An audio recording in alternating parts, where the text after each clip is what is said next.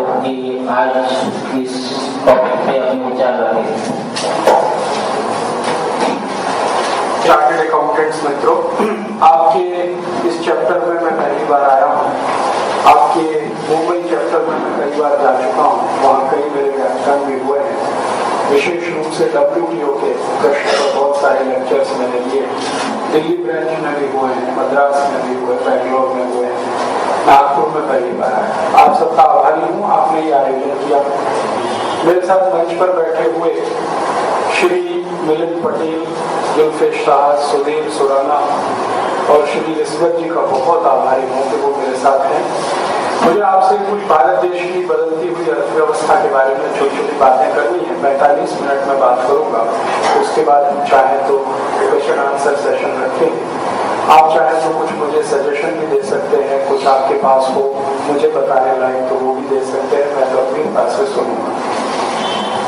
अभी आप सब जान रहे हैं, पिछले कुछ दिनों से हमारे देश की सरकार ये तैयारी कर रही है कि भारत में 300 के आसपास 300 स्पेशल इकोनॉमिक जोन्स खोले जाएं और हजारों की संख्या में शॉपिंग मॉल्स बने गाँव में।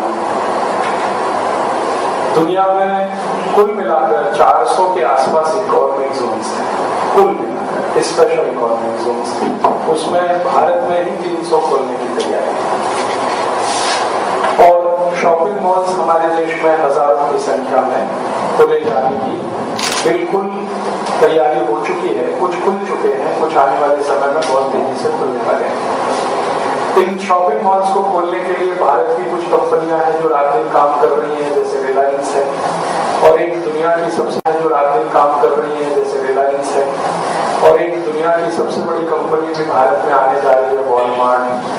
उनका सुनील मित्तल जी से एग्रीमेंट हो गया भारतीय ग्रुप के साथ। वॉलमार्ट ने अनाउंस किया है कि 3000 शहरों में वो अपने शॉपिंग मॉल्स खोलेंगे, उसमें से नागपुर भी एक है। ये जो शॉपिंग मॉल्स होते हैं यूरोप और अमेरिका में होते हैं, और यूरोप और अमेरिका में शॉपिंग मॉल्स जो खोले जाते हैं उसके पीछे कुछ गंभीर कारण है। अगर हम वो समझ सकें तो भारत में शॉपिंग मॉल्स होने चाहिए या नहीं होने चाहिए वो बात हमें समझ में आएगी। यूरोप और अमेरिकन इकोनॉमी में, यूरोप से जब मैं बात करता हूँ और अमेरिका की बात करूंगा तो इंक्लूडिंग कनाडा उनके यहाँ नहीं होता है, सब कुछ उनके यहाँ नहीं होता है।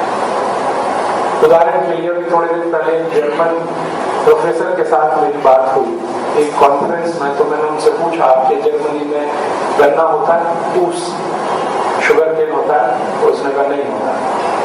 मैंने पूछा आपके देश में केला होता है? नहीं होता। आपके देश में चीकू होता है? नहीं होता। आपके देश में आम होता है? नहीं होता। आपके देश में सेब होता है? नहीं होता। अंगूर होता है? नहीं होता। थोड़ी देर में वो बौखला गया। मैं ये सब जानता था पहले से कि उनके देश में ये सब कुछ नहीं होता, लेकिन मैं सुनना चाहता था उसके मुंह से, तो एक एक करके मैं पूछता रहा। थोड़ी देर में बौखला गया तो कहने लगा देखिए अब आगे आप ज्यादा बात मत करिए, जो भी मीठी चीज है वो मेरे देश में नहीं होती, जो भी मीठी चीज है वो मेरे देश में नहीं होती। केला है, गन्ना है, संतरा है, चीकू है, ये सब मीठे फल है, मेरे देश में ये नहीं होते। फिर मैंने दूसरा एक प्रश्न उसके ऊपर छोड़ा तो उसमें वो और ज्यादा बौखला है। मैंने कहा अच्छा चलो मान लिया मीठी चीज आपके यहाँ नहीं होती, तो आपके देश में पालक होता है? पालक मीठा नहीं है, मेथी होती है। शुरू कर दिया तो फिर बौखला है। फिर उसने कहा आप ज्यादा आगे मत पूछिए, हरे पत्ते की कोई चीज मेरे देश में नहीं होती। तो ये दो वाक्य जब उसने बोल दिए तो फिर मैंने कहा आपके देश में होता क्या है? तो उनका सिर्फ दो चीजें होती है, आलू होता है पोटैटो, और प्याज होती है ओनियन। ये जो उत्तर है ये यूरोप के सभी देशों में आपको सुनने को मिलेगा। तो जर्मनी हो, डेनमार्क हो, नॉर्वे हो, स्वीडन हो, फिनलैंड हो, कोई भी देश में चले जाइए, ईस्ट यूरोप का हो या वेस्ट यूरोप का, अब तो ईस्ट वेस्ट का झगड़ा ही खत्म हो गया है, यूरोप कुल मिलाकर एक हो गया है। तो ईस्ट और वेस्ट किसी भी यूरोप के हिस्से में आप चले जाइए, आपको यही उत्तर मिलेगा कि हरे पत्ते की कोई चीज नहीं होती, मीठी कोई चीज नहीं। अगर हम उनके फसल के रूप में देखना चाहें तो सिर्फ उनके पास 2 या 3 चीजें हैं। एक तो आलू हो जाता है सबसे, दूसरी प्याज हो जाती है, और कुछ देशों में थोड़ा गेहूं हो जाता है। चौथी कोई चीज नहीं। अमेरिका थोड़ा यूरोप से बेहतर है इस मामले में कि अमेरिका में कुछ 8-10 चीजें हो जाती है, कुछ मीठी चीजें अमेरिका में हो जाती है, जैसे लीची हो जाती है, सेब हो जाता है। तो अमेरिका के कुछ इलाके में थोड़ा बहुत केला भी हो जाता है, बाकी कुछ चीजों में गेहूं हो जाता है और कुछ जगह कपास हो जाती है। ऐसी कुछ चीजें अमेरिका, तो अमेरिका यूरोप से थोड़ा बेहतर है। लेकिन महत्व की बात है कि 14,000 से ज्यादा वस्तुएं इस देश में होती है। Indian council of agricultural research का एक मेरे पास डॉक्यूमेंट है जिसमें उन्होंने लिस्ट किया है कि हमारे भारत देश में पेड़ों से क्या क्या मिलता है और फसलों से क्या क्या मिलता है।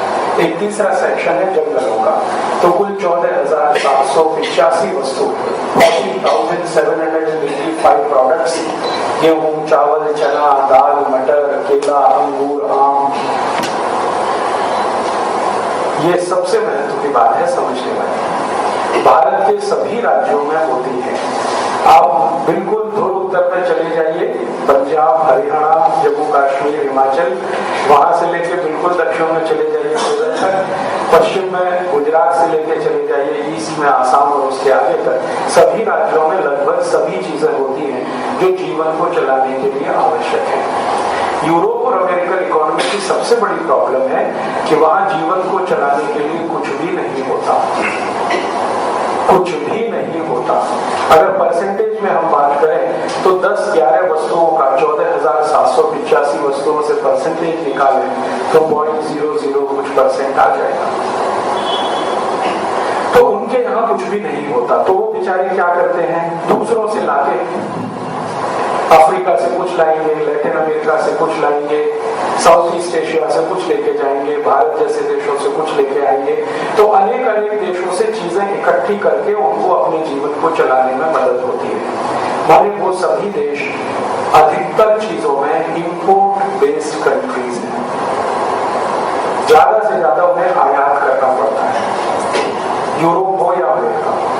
तो जब वहां अपने उनके देश में कुछ होता नहीं है, ज्यादा चीजें उन्हें आयात करके लानी पड़ती हैं, तो उनके सामने बहुत समस्याएं हैं।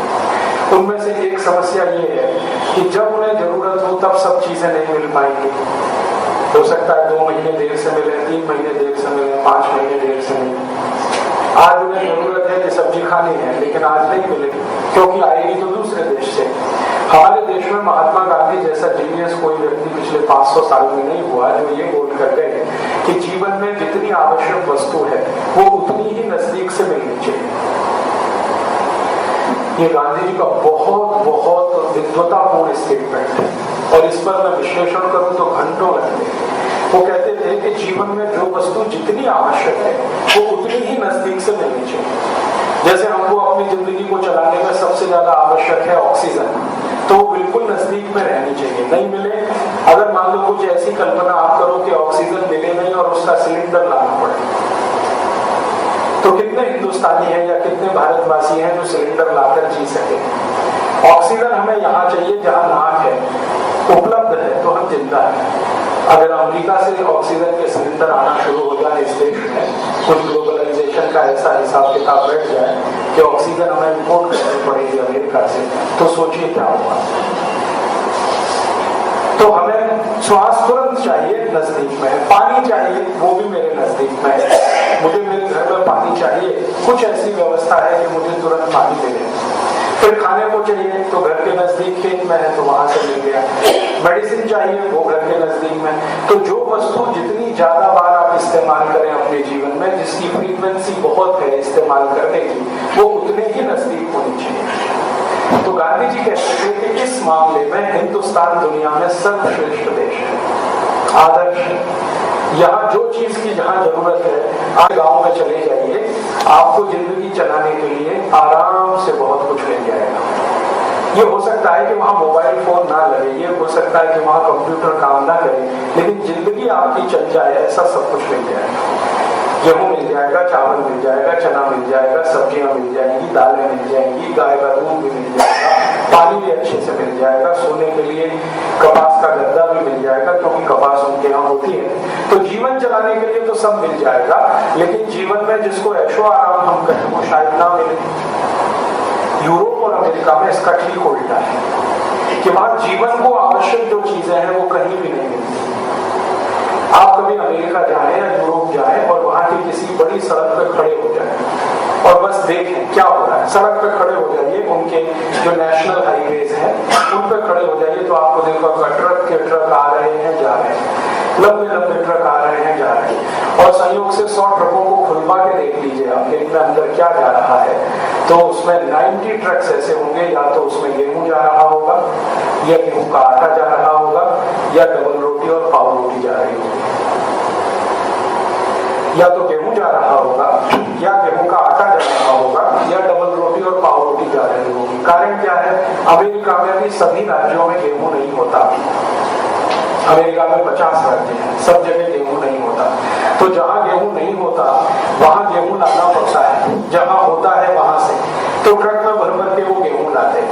फिर वो गेहूं बड़े बड़े फैक्ट्रियों में पहुंचाया जाता है जहां उसका आटा बनता है। फिर उस आटे को ट्रक में भर भर के वहां पहुंचाना पड़ता है जहां पाव रोटी डबल रोटी बनती है। फिर पाव रोटी डबल रोटी को भर भर के वहां पहुंचाना पड़ता है जहां शॉपिंग मॉल्स होते हैं, और उन शॉपिंग मॉल्स में आके लोग उसको खरीद कर ले जाते हैं। ये उनकी इकोनॉमी में ट्रांसपोर्टेशन सबसे बड़ा हेडेक है। गेहूं कहीं से लाया, आटा कहीं बनने गया, आटा बन के पाव रोटी कहीं बनी, पाव रोटी बनकर कहीं बिकने के लिए गई। अब उस शॉपिंग मॉल्स में पाव रोटी खरीदने के लिए हर एक को जाना पड़ेगा अपनी अपनी कारें लेकर, क्योंकि वहां किसी के भी घर के 50 मील दूर तक शॉपिंग मॉल्स मिलेगा, या 40 मील दूर मिलेगा, या 25 मील दूर मिलेगा, या 30 मील दूर मिलेगा। तो उनको अपनी गाड़ियों में पेट्रोल जला जला के पाव रोटी खरीदने के लिए जाना और फिर वापस आना पड़ेगा। और वहां की जिंदगी कुछ ऐसी है कि सवेरे 7 बजे काम पे जाना पड़ता है और रात 7 बजे तक सामान्य रूप से काम करना पड़ता है। 12 घंटे से कम कोई भी अमेरिकी और यूरोपियन काम नहीं करता। 7 बजे फैक्ट्री में पहुंचना 90% लोगों की मजबूरी है, और जहां फैक्ट्री है और उनका घर कम से कम उसमें 250 मील का दूरी होगा, 200 मील का दूरी होगा। तो घर से फैक्ट्री पहुंचने के लिए 2 घंटे का ड्राइव चाहिए, तो 5 बजे घर छोड़ना पड़ेगा। 5 बजे घर छोड़ने के लिए सवेरे 4 बजे उठना पड़ेगा। ज्यादातर यूरोपियन और अमेरिकन कॉन्स्टिपेशन के शिकार हैं, इसलिए उनको 3 बजे ही उठना पड़ता है, क्योंकि टॉयलेट रूम में सबसे ज्यादा समय उन्हीं को लगता है। एवरेज अमेरिकन को टॉयलेट रूम में 1 घंटे लगता है, और उसको पूछो क्या करते हो टॉयलेट रूम में, तो कहता है न्यूज़पेपर पढ़ता रहता हूँ, क्योंकि स्टूल पास नहीं होता, क्योंकि बहुत कॉन्स्टिपेशन होता है। तो 3 बजे बेचारे उठेंगे तो रात को हर हालत में उनको 9 बजे सो जाना पड़ेगा, 8 बजे सो जाना पड़ेगा। 7 बजे फैक्ट्री बंद होगी तो वहां से घर आने में फिर 2 घंटे लगेगा। 9 बजे घर आके किसी तरह रूखा सूखा मुंह में डाल के और सीधे सो जाना पड़ेगा, सुबह फिर 3 बजे। ये जिंदगी उनकी हर सप्ताह में 5 दिन चलती है। इनमें से कोई भी एक दिन, सोमवार, मंगल, बुध, बृहस्पति, शुक्र, 5 दिन में से कभी वो बीमार भी पड़ जाए तो डॉक्टर के पास जाने की फुर्सत नहीं है। अगर गलती से चले गए तो अगले दिन उनको नौकरी गई। और आप सभी जानते हैं कि यूरोप और अमेरिका में जो काम करने का तरीका है उसमें खड़े होकर ही काम करना पड़ता है। आप कुर्सी पर जैसे बैठ के काम करते हैं ना राजा की तरह से, ये वहां किसी की कल्पना नहीं। कंपनी का मैनेजिंग डायरेक्टर भी जो है ना खड़े रह के ही काम करता है। अमेरिका, यूरोप के बड़े बड़े हॉस्पिटल्स में आप चले जाएं, डॉक्टर्स भी खड़े रह के ही काम करेंगे। जैसे हमारे यहाँ डॉक्टर्स के चैम्बर होते हैं जिसमें बड़ी आराम से गद्देदार कुर्सी होती है, अमेरिका के किसी हॉस्पिटल में ये कल्पना है। एक छोटा सा स्टूल होता है जिस पर वो थोड़ी देर टिक सके, आराम से बैठ सके, ऐसा तो कुछ भी नहीं है उनके। तो स्टैंडिंग पोजीशन में काम करना है। काम करते समय आप अपने पड़ोसी से बात नहीं कर सकते। गलती से भी बात कर लिया तो सुपरवाइजर आपको अगले दिन कह देगा भैया मत आओ, तुम्हारी जरूरत नहीं, दोनों की छुट्टी हो जाएगी। काम करते समय आपको सिर में बहुत दर्द हो रहा है और आपको मालूम है कि आपके पड़ोस में जो काम कर रहा है उसके पास मेडिसिन है, जो पेन किलर है, आप उससे अगर मांग भी ली तो आपकी नौकरी गई। सुपरवाइजर वहां जो है ना एक कमरे में बैठा रहता है, कंप्यूटर पे देखता रहता है कि कौन किससे बात कर रहा है। अगर आपने आपस में बात कर लिया तो तकलीफ हो गई। और जो कुछ हिंदुस्तानी आत्मीयता आपने देखा ही तो बहुत उल्टा पड़ने वाला है। हम हिंदुस्तानी जो है ना किसी भी अपरिचित को मुस्कुरा देते हैं और उससे अरे भाई क्या हालचाल है, मालूम नहीं वो क्या है, हम क्या है, पूछ तो लेते हैं भाई तुम्हारा हालचाल क्या है। गलती से भी आपने किसी फैक्ट्री में किसी का हालचाल काम करते समय पूछ लिया तो लेने के देने पड़ जाए। और जहाँ लंच का ब्रेक होता है तो लोग पागलों की तरह से फैक्ट्री से निकलते हैं और अपने अपने जेब में से निकाला हुआ बड़ा पाव जल्दी जल्दी ऐसे मुंह में घोंसते हैं क्योंकि 5-7 मिनट में सब करना है। फिर उनको सिगरेट भी पीनी है, उसके बाद में फिर पानी भी पीना है, क्योंकि 20 मिनट से ज्यादा लंच ब्रेक नहीं है कहीं भी। किसी तरह खा पी के अंदर घुस जाते हैं। ये उनकी जिंदगी का वो अहम हिस्सा है जो हम हिंदुस्तानियों को कोई बताता नहीं है, जो यूरोप और अमेरिका जाता है। वो बखान ये करते हैं वहां तो सब स्वर्ग है, स्वर्ग से बड़ा तो कुछ भी नहीं है, अमेरिका से बड़ा कोई स्वर्ग नहीं है। स्वर्ग कैसा है अमेरिका में कि अगर आपको धोबी चाहिए तो घर में नहीं आएगा, 20 मील दूर कार में लेके जाइए, कपड़े लेके आइए, प्रेस कराने हो या धुलवाने हो। हिंदुस्तान जैसा सुख कहीं नहीं है कि घर के दरवाजे पर चिल्ला चिल्ला के धोबी खड़ा, प्रेस करा लो जी, प्रेस करा लो। आप बोलोगे नहीं कराना तो भी अंदर घुस आएगा, चला 1 गिलास पानी तो पिला दो, भले प्रेस मत कराओ। थोड़ी देर के बाद कोई दूसरा आ जाएगा, पालक ले लो जी, मेथी ले लो जी, प्याज ले लो जी। अमेरिका में कोई नहीं आता, यूरोप में कोई नहीं आता। आपको पालक और मेथी खरीदनी है तो सप्ताह भर इंतजार करिए, जब आपको ऑफ डे मिलेगा सैटरडे और संडे तो 50 मिनट ड्राइव करके जाइए और उसके बाद आप सब्जी खरीद के लाइए। सब्जी के साथ 1 हफ्ते का दूध एक साथ खरीद लाइए, क्योंकि दूध रोज वहां नहीं मिलता। हम जैसे ताजा दूध यहाँ पी लेते हैं ना, और दूध वाला घर आके घंटी बजा के सवेरे 5 बजे ठंड में दूध दे जाता है, ऐसी कल्पना अमेरिका में कोई राजा भी नहीं कर सकता। अमेरिका के राष्ट्रपति को भी ये सुख उपलब्ध नहीं। तो यहाँ, और अब तो मैं हिंदुस्तान में देखता हूँ, छोटे छोटे गाँव में जाता हूँ, बाल बनाने वाला नाई घर में आके बना के जाता है। अमेरिका में बाल बनवाने जाना हो तो अपॉइंटमेंट फिक्स करिए पहले उसके साथ, वो 7 दिन बाद का अपॉइंटमेंट देगा, उस टाइम पे आप जाइए बाल बनवाने, तो बाल बनेंगे। आगे पीछे गए तो भगा देगा। वहां की जिंदगी की कुछ उनकी ये सीमाएं हैं। जिंदगी बहुत कठोर है वहां पर। सवेरे 3 बजे से शुरू होकर शाम को 9 बजे खत्म हो जाए और 5 दिन बैल की तरह से खटना पड़े आपको अपनी जिंदगी में, कहीं भी फ्री स्पेस ना हो। मैंने वहां की महिलाओं को देखा, इतनी बुरी हालत में होती है। अगर कोई महिला है वो काम करती है, सामान्य रूप से सब महिलाओं को काम करना पड़ता है, क्योंकि बिना काम के जिंदा रह नहीं सकते हैं, क्योंकि जीवन वहां इतना सस्ता नहीं है जितना भारत में है। यहाँ तो बहुत सारी माताएं काम करने ना भी जाए तो भी उनका घर आराम से चल सकता है। वहां तो कोई भी माँ सोच नहीं सकती बिना काम के। तो माताएं जब काम पर जाती है तो इतना दुख होता है देख के। छोटा बच्चा है उनके पास, 1 महीने का, 2 महीने का, 3 महीने का, तो उसको क्रैश में छोड़ना है, और क्रैश जो है घर से 100 मील दूर है। तो क्रैश में पहले बच्चे को छोड़ के आइए, फिर 100 मील ड्राइव करके फैक्ट्री में जाइए, और जब कोई माँ अकेली अपने बच्चे को छोड़ने के लिए जाती है तो बच्चे को सीट से बांधना पड़ता है। सीट होती है ना सामने की, उस पर बांधना पड़ता है। अभी अमेरिका की सरकार ने कानून बदल दिया कि सामने की सीट में बच्चा नहीं बांध सकते, तो पीछे बांधना पड़ता है।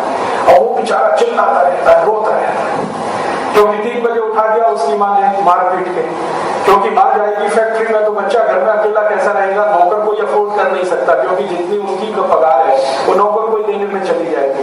तो बच्चे को मार पीट के किसी तरह उठाते हैं, 3 बजे सवेरे सवेरे वो चिल्लाता रहता है, उसको क्रैश में छोड़ के आते हैं, फिर ड्राइव करके माँ जाती है फैक्ट्री में, फिर शाम को 7 बजे आती है, फिर बच्चे को क्रैश से लेती है, फिर 9 बजे घर पहुंचती है। उतने में तो उसकी जिंदगी निचोड़ चुकी होती है।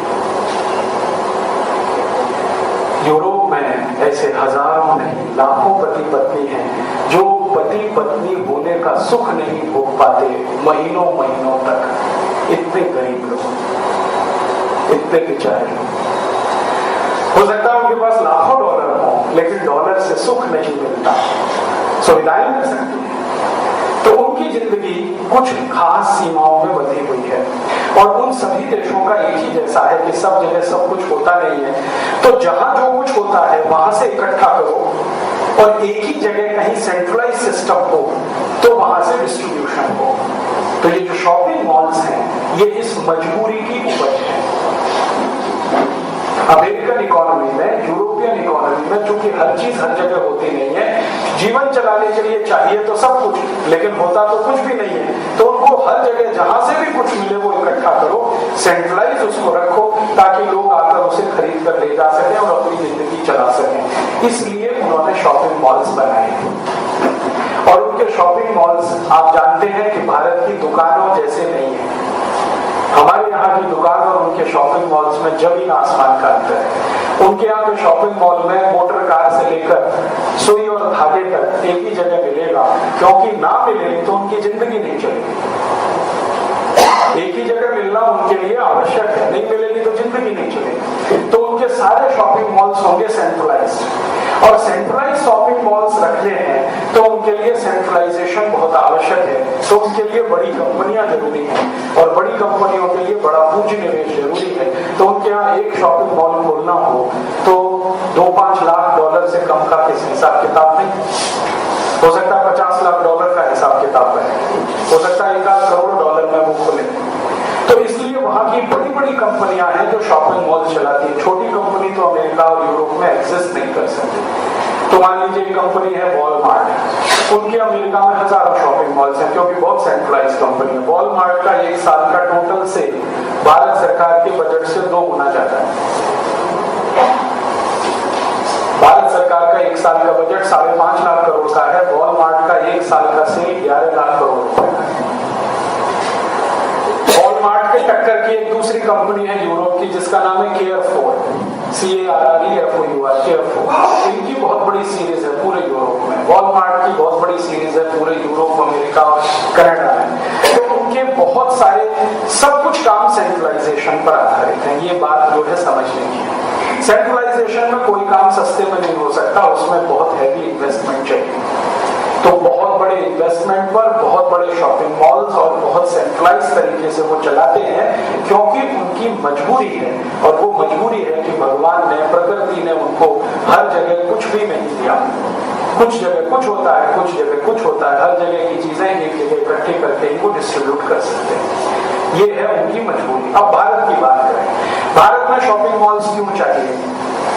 इस देश की सबसे बड़ी विशेषता है कि यहाँ सब कुछ सब जगह होता है।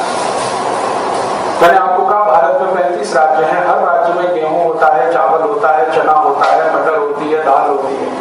हर राज्य में केला होता है, हर राज्य में गन्ना होता है, संतरा होता है, हर राज्य में मूंगफली होती है। आपको जीवन में जो भी चीजें आवश्यक हैं, जो आप घर में मसाले इस्तेमाल करते हैं, लगभग 108 मसाले हमारे जीवन में रोज काम आते हैं। हल्दी है, धनिया है, मेथी है, जीरा है, आदि आदि। इनमें से 50% हर जगह होते हैं। हल्दी तो आप लगभग हर समय हिंदुस्तान में कहीं भी हो जाती है। तो जब सब कुछ सब जगह होता है तो हमको सेंट्रलाइजेशन की जरूरत क्या है?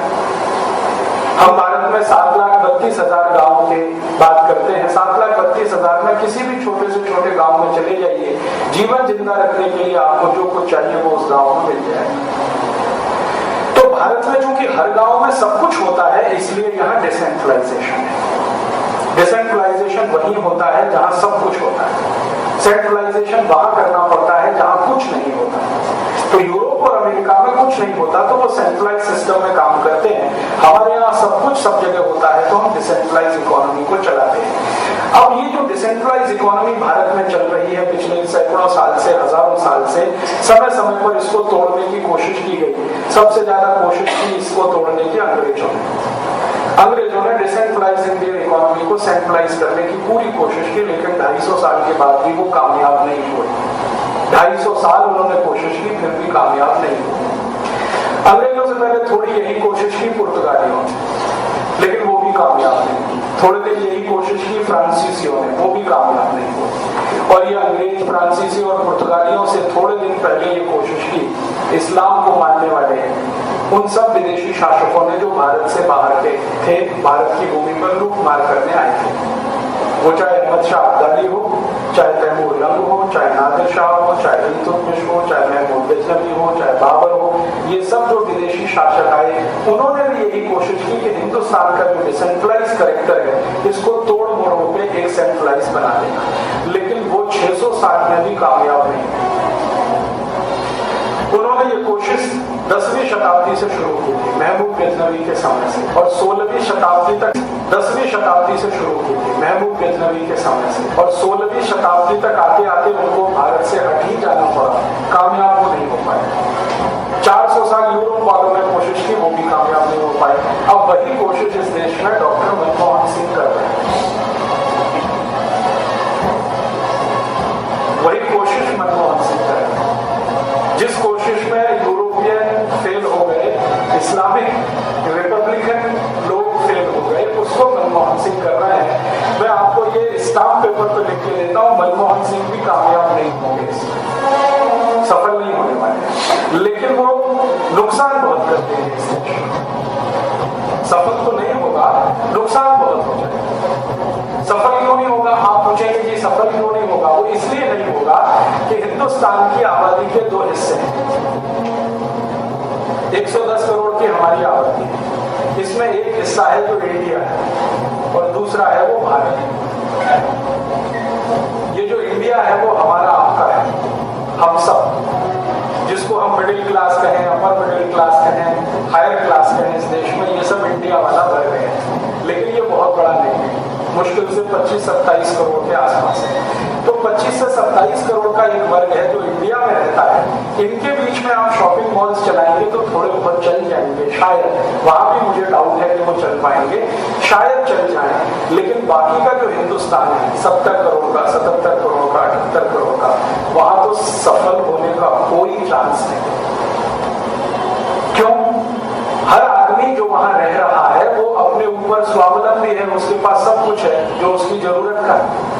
उसको गेहूं चाहिए, गेहूं पैदा कर लेता है। आटा बनाना है तो घर में वो पत्थर की चक्की है, उसको घुमा के आटा बना लेता है। उसको कोई मशीन भी नहीं चाहिए आटा बनाने की, बिजली आए ना आए उसके ठेके में, वो तो अपनी चक्की चला के गेहूं का आटा बना लेता है। बाजरी का बनाना है तो भी चला लेता है, जवी का बनाना है तो चला लेता है। उसको चटनी बनानी है तो मैगी का इंतजार नहीं करता, वो अपना सिलबट्टा लिया, टमाटर पीस लिया, ताजा चटनी तैयार हो गई। उसको अगर कुछ खाना है तो तुरंत।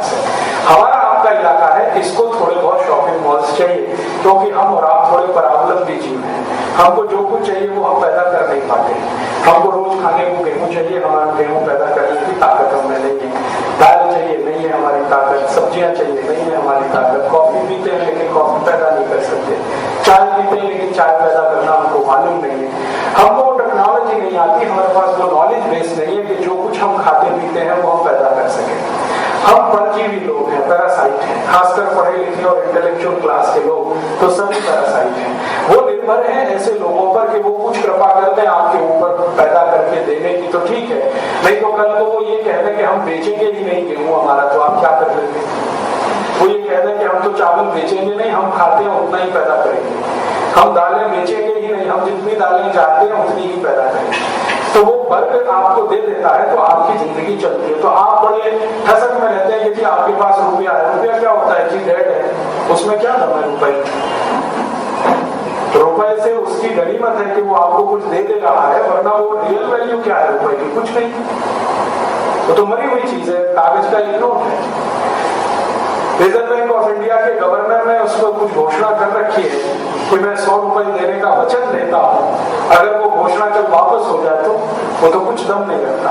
गेहूं में दम है, चावल में दम है। गेहूं पैदा करने वाला जानता है कि मैं ये गेहूं से कुछ भी खरीद लूंगा। जिसके पास चावल है वो गेहूं ले लेगा और उसको चावल दे देगा। लेकिन आपके पास तो न गेहूं है न चावल है, खाली कागज का टुकड़ा है। कल को वो कहे कि मैं नहीं मानता, रिजर्व बैंक ऑफ गवर्नमेंट की किसी बात को नहीं मानता, तो आप कुछ नहीं कर सकते उसको।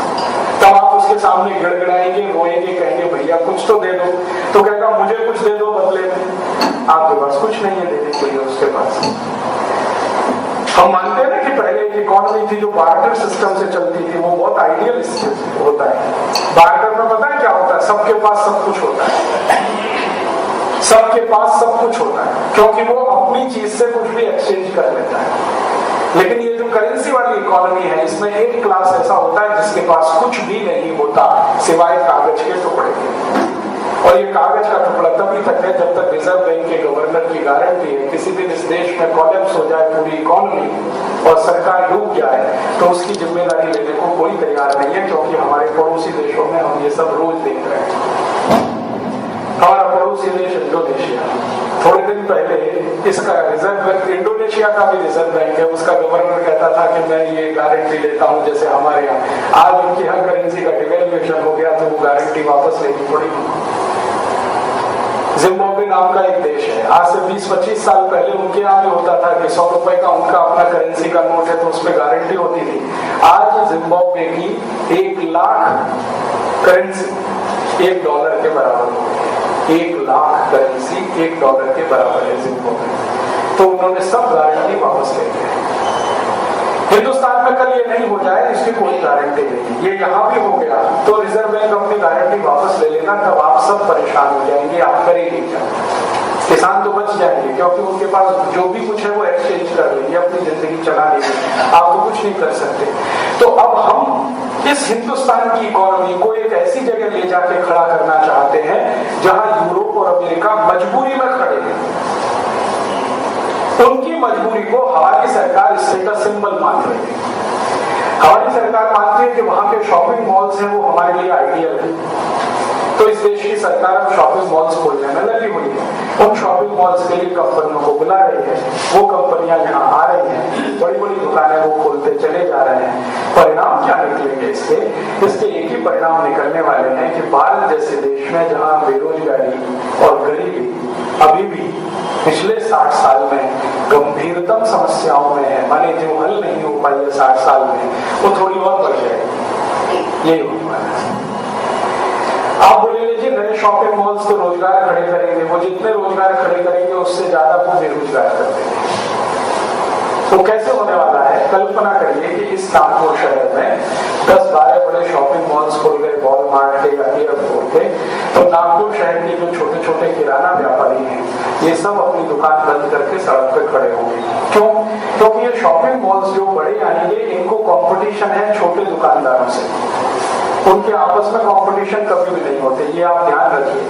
कभी भी दो बड़ी कंपनी आपस में कंपटीशन नहीं करते, वो एक दूसरे के सहयोग से चलते हैं। For example Pepsi and Coca Cola, Pepsi और कोका कोला का आपस में कोई कंपटीशन नहीं है, उसका कंपटीशन भारत में नींबू के पानी के साथ है, उनका कंपटीशन रस के साथ है, उनका कंपटीशन भारत में संतरे के रस के साथ है, उनका आपस में कोई कंपटीशन नहीं है क्योंकि दोनों एक ही है, अंदर खाने दोनों एक ही है। बड़े कंपनीज आपस में मिलजुल कर ही चलते हैं और प्राइस फिक्स होता है ना पेप्सी और कोक का, तो दोनों के मैनेजिंग डायरेक्टर आपस में बैठ के तय करते हैं कि भाई हमारी बोतल इतने की तो तुम्हारी भी इतने की, और फिर दोनों तय कर लेते हैं कि अगर तुम्हारे ऊपर अटैक होगा तो मैं बचाऊंगा, मेरे ऊपर अटैक होगा तो तुम बचाना मुझे।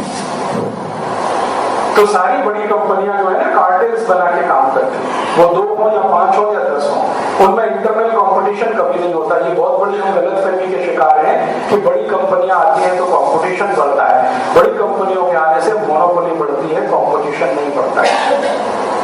ये पेप्सी कोक ही सबसे बड़ा उदाहरण है। पेप्सी कोक जब आया तो भारत में 12 छोटे बड़े ब्रांड थे, एक थम्स अप ब्रांड था, एक लिम्का ब्रांड था, एक डबल 7 ब्रांड था, एक गोल्ड स्पॉट ब्रांड था, एक ये ब्रांड था, एक वो ब्रांड था। लेकिन 2 बड़े जाइंट आ गए तो सब छोटे ब्रांड खत्म हो गए, या तो वो पेप्सी में मर्ज हो गए या कोका कोला। रमेश चौहान यही महाराष्ट्र के हैं, उनके मुंह से उनकी कहानी सुन लीजिए। उन्होंने खुद कहा था कि अगर मैं अपना पूरा एम्पायर ना बेचूं तो 2 दिन बाद में भूखे मरने की हालत में आ जाऊंगा, इसलिए मैंने बेच दिया सब। तो कंपटीशन उनका जो होता है ना वो लोकल लोगों के साथ होता है, लोकल छोटे छोटे ब्रांड्स। तो ये बड़े शॉपिंग मॉल्स आएंगे, इनका कंपटीशन भी भारत की छोटी छोटी दुकानों से होने वाला है। और भारत सरकार की जानकारी के अनुसार, मेरी जानकारी नहीं है ये सरकार की, हालांकि मैं मानता हूँ इसमें कुछ करेक्शन की जरूरत है, सरकार बोलती है कि भारत में छोटे दुकानदार 2 करोड़ से ज्यादा है, 2 करोड़ से ज्यादा छोटे दुकानदार। इसका मतलब 2 करोड़ छोटी छोटी दुकानें इस देश में चल रही हैं। तो ये 2 करोड़ जो छोटी छोटी दुकानें हैं ये कॉम्पिटिटर है वॉलमार्ट और केयरफोर्ड। अब वॉलमार्ट और केयरफोर्ड क्या करेगा इनके कंपटीशन के लिए? वो कहेगा चलो ठीक है 1 साल हम घाटा उठाएंगे, छोटी दुकान में जो माल 10 रुपए का बिक रहा है वॉलमार्ट उसे 8 रुपए का बेचेगा, या छोटी दुकान में जो माल 5 रुपए का बिक रहा है वो 3 रुपए का बेचेगा, या छोटी दुकान में कुछ बिक रहा है तो वॉलमार्ट में वो कहेंगे 1 पर 1 फ्री है, लेकर जितनी बड़ी दुकानें हैं सब जगह स्कीम है 1 पर 1 फ्री, 1 शर्ट चाहिए 1 फ्री ले लो। आप उसको कहो भैया मुझे 1 ही दे दो। एक आजकल बड़ा ब्रांड नेम आया है टूटोन्स। मैं एक दिन दिल्ली में इनके शोरूम में चला गया, कहने लगे कि 1100 रुपए की शर्ट है और 1 पर 1 फ्री है, तो मैंने कहा 550 रुपए दे रहा हूँ, 1 दे दो। 1100 रुपए में आप 2 शर्ट दे रहे हो, 1 पर 1 फ्री है, मैं 550 दे रहा हूँ, 1 दे दो मुझे। कहने लगे जी ये नहीं हो सकता, 2 खरीदोगे तो 1100 में ही लेना पड़ेगा, हम 550 में 1 नहीं दे सकते।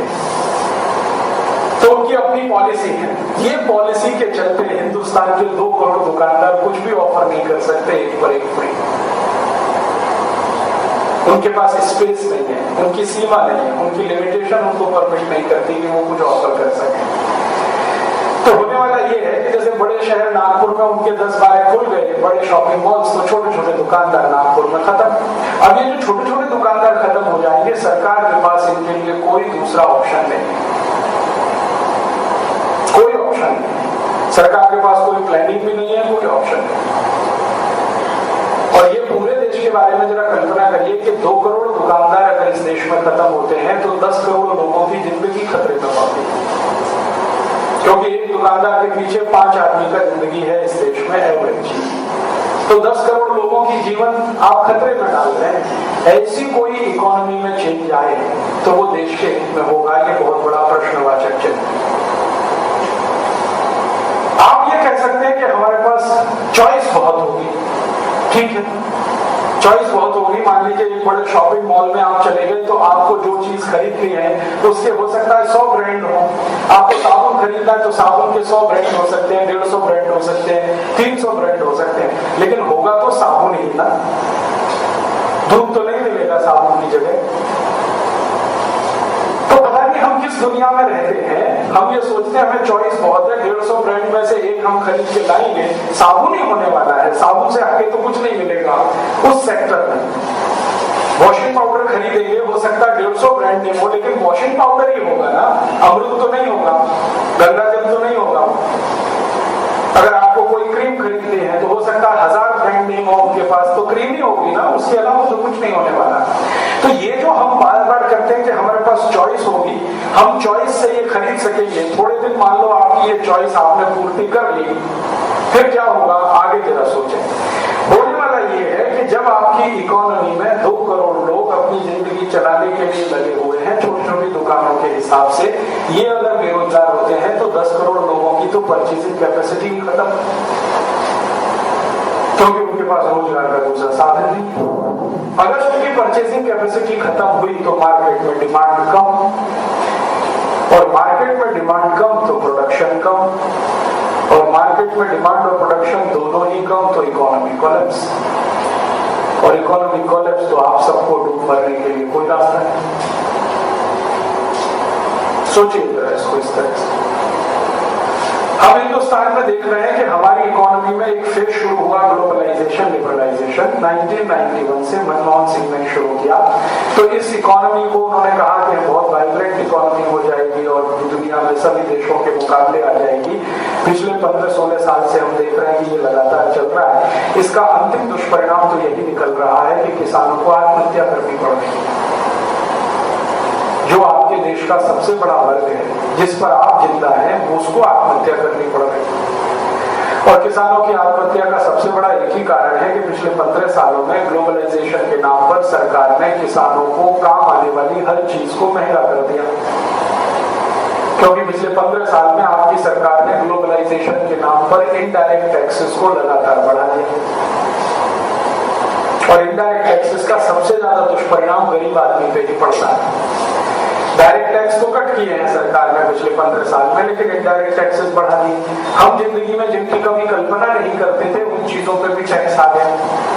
मैंने इस हिंदुस्तान में कभी कल्पना नहीं की थी कि नमक पर भी टैक्स आएगा, लेकिन नमक पर टैक्स आ गया। और नमक पर टैक्स उस व्यक्ति ने लाया है जो हर 2 अक्टूबर को महात्मा गांधी की समाधि की परिक्रमा करता है। इस देश का हर प्रधानमंत्री 2 अक्टूबर को महात्मा गांधी की समाधि की परिक्रमा करता है, पूरे देश टेलीविजन पर देखता है। महात्मा गांधी ने नमक पर टैक्स के खिलाफ ही सत्याग्रह किया था, और उस महात्मा गांधी का नाम लेने वाले प्रधानमंत्रियों ने नमक पर भी टैक्स लगा दिया। अब वो 15 पैसे किलो है। तो जो गरीब आदमी के काम आने वाला नमक था वो भी अब इतना महंगा हो गया, तो बाकी चीजों की तो आप क्या बात करेंगे। यूरिया 1991 में मिलता था एक पैकेट 50 रुपए का, अब हो गया 270 रुपए का। डीएपी 1991 में मिलता था 1 किलो 3 रुपए का, अब डीएपी है 22 रुपए का 1 किलो। 1991 में किसानों को काम आने वाला डीजल मिलता था 7 रुपए लीटर, अब डीजल हो गया है 36 रुपए लीटर। 1991 में किसान अगर ये ट्रैक्टर खरीदे तो 1.5 लाख रुपए में मिल जाता था 10 हॉर्स पावर का, अब हो गया है 5.5 लाख का। किसान जो पेस्टिसाइड इस्तेमाल करते हैं कीड़ों को मारने के लिए, जो 250-300 रुपए लीटर मिलते थे अब वो 3000 रुपए लीटर हो गए हैं। जो बीज किसानों को 200-250 रुपए किलो मिलता था वो बीज अब 70-80 हजार रुपए किलो हो चुका है। कोई बीज तो इस देश में 7 लाख रुपए किलो मिल रहा है। सोने के बराबर का भाव है। 7,000 रुपए का 10 ग्राम सोना है, 7 लाख रुपए किलो, और 7 लाख रुपए किलो बीज भी है। तो सोने के भाव में बीज मिल रहा है। तो किसानों के काम आने वाली हर चीज हमने महंगी किया ग्लोबलाइजेशन में। अब किसानों का कॉस्ट ऑफ प्रोडक्शन तो बढ़ा दिया हमने, लेकिन वो जो कुछ पैदा करके बाजार में बेच रहे हैं उसको हमने बढ़ने नहीं दिया भाव, उसको हमने और गिरा दिया। बाहर से गेहूं मंगाना शुरू कर दिया, बाहर से चावल मंगाना शुरू कर दिया, कपास मंगाना शुरू कर दिया, फ्री इंपोर्ट कर दिया। इंपोर्ट को लगातार हम लिबरलाइज करते गए तो बाहर से चीजें आने लगी, तो देश में डिमांड कम है, अब सप्लाई ज्यादा हो गई, तो हर चीज सस्ती हो गई। तो किसान बेच रहा है बेचारा सस्ता और खरीद रहा है महंगा। ये है ग्लोबलाइजेशन। अब इसमें अंतिम दुष्परिणाम ये है कि वो सस्ता बेचे और महंगा खरीदे तो घाटा उठाए। उस घाटे को पूर्ति करने के लिए कर्ज ले, कर्ज का ब्याज भरने के लिए कर्ज ले, कर्ज का फिर ब्याज भरने के लिए और कर्ज ले। एक दिन कर्ज चुकाने की स्थिति में ना हो तो आत्महत्या करें। और ये बड़ा विचित्र देश है कि किसानों का कुछ कर्ज है जो मुख्यमंत्री माफ नहीं कर सकते, प्रधानमंत्री भी माफ नहीं कर सकते। टाटा बिरला डालमिया का नॉन परफॉर्मिंग असेट्स अभी 1,80,000 करोड़ का हो गया है। कोई प्रधानमंत्री को इस पर तकलीफ नहीं। वित्त मंत्री कहते हैं कि नॉन परफॉर्मिंग असेट्स के बारे में बात मत करो मुझसे, मैं कुछ नहीं कर सकता। किसानों का 20,000 करोड़ का कर्ज माफ करने की सरकार की ताकत नहीं है।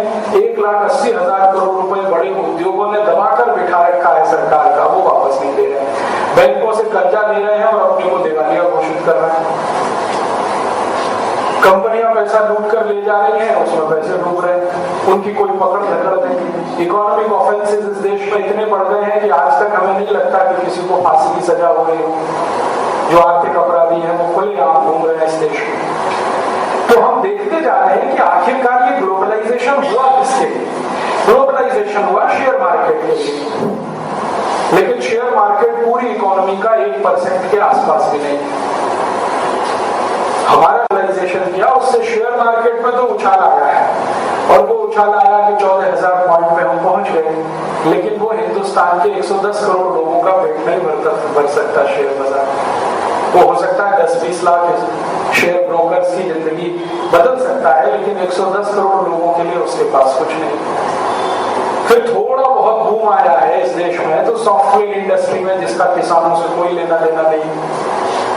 कोई भी सॉफ्टवेयर इंडस्ट्री वाले के पास में जाता हूँ, इन्फोसिस के, एक बार मैंने उनको पूछा था नारायण मूर्ति को कि जी आप बोलते हैं कि हम सॉफ्टवेयर एक्सपोर्ट करते हैं, क्या एक्सपोर्ट करते हैं आप, क्या बनाते हैं, कौन सा प्रोडक्ट आपके पास है? तो धीमे से कहा कि हम बॉडी शॉपिंग करते हैं। बॉडी शॉपिंग को वो सॉफ्टवेयर एक्सपोर्ट कहते हैं। अंग्रेज जैसे हिंदुस्तानियों को पकड़ पकड़ के गुलाम बना के ले जाते थे ना, इंडेंचर्ड लेबर की तरह से, वो भी सॉफ्टवेयर एक्सपोर्ट जैसा ही था।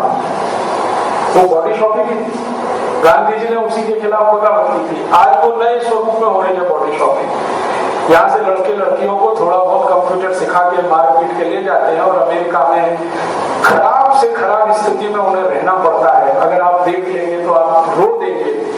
मैंने देखा है हिंदुस्तान से गए हुए सॉफ्टवेयर इंजीनियर्स कितनी बुरी पैथेटिक कंडीशन में अमेरिका में रहते हैं। इतनी खराब स्थिति में अमेरिका के मजदूर भी नहीं रहते जो यहाँ के सॉफ्टवेयर इंजीनियर्स हैं। उनको एकदम ऐसे रहना पड़ता है जैसे कैदी रहते हैं। आपने रेल का 3 टायर का डिब्बा देखा है ना, ऐसी जिंदगी है।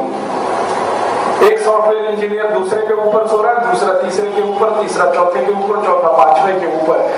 तो हॉरिजॉन्टल स्पेस भी नहीं है अपना ब्रीफकेस रखने के लिए। जैसे मजदूरों को रखा जाता है, जैसे कैदियों को रखा जाता जीवन में, उसने कुछ हिस्से हमारे देश के ऐसे कर दिए जो हमको दिखाई देते हैं, क्योंकि हम उन हिस्सों के नजदीक रहते हैं। हमको शेयर मार्केट दिखाई देता है, हमको सॉफ्टवेयर दिखाई देता है, हमको IT पार्क दिखाई देते हैं, लेकिन हमें वो गरीब किसान नहीं दिखाई देते जिनकी आमदनी पिछले 15 सालों में 100 गुने से भी कम हो गई। सरकार बोलती है कि हिंदुस्तान में 40 करोड़ लोग हैं जो एक दिन में 12 रुपए खर्च करने की हैसियत नहीं रखते। इस लेवल पे जीते हैं 40 करोड़ लोग। तो इन 40 करोड़ लोगों के लिए ग्लोबलाइजेशन के पास कोई उत्तर नहीं है। हमारे हिंदुस्तान में 21 करोड़ परिवार हैं, जिनमें से मात्र 14 करोड़ परिवार ऐसे हैं, मात्र 7 करोड़ परिवार ऐसे हैं जिनके अपने घर में। हमारे इसी हिंदुस्तान में पीने के पानी की समस्या आप हल कर सकते हैं ग्लोबलाइजेशन से, कहते हैं जी कोई उत्तर नहीं। ग्लोबलाइजेशन के पास पीने के पानी की समस्या का समाधान नहीं, खाने की रोटी का समाधान नहीं, हिंदुस्तान की माताओं बहनों के लिए टॉयलेट्स दे सके उसका कोई समाधान नहीं। हमारे देश के 14 करोड़ लोगों के पास ठीक से घर भी नहीं है, वो झुग्गी झोंपड़ियों में रहते हैं, उसका कोई समाधान नहीं। किसी अमेरिकन कंपनी के पास इसका समाधान नहीं।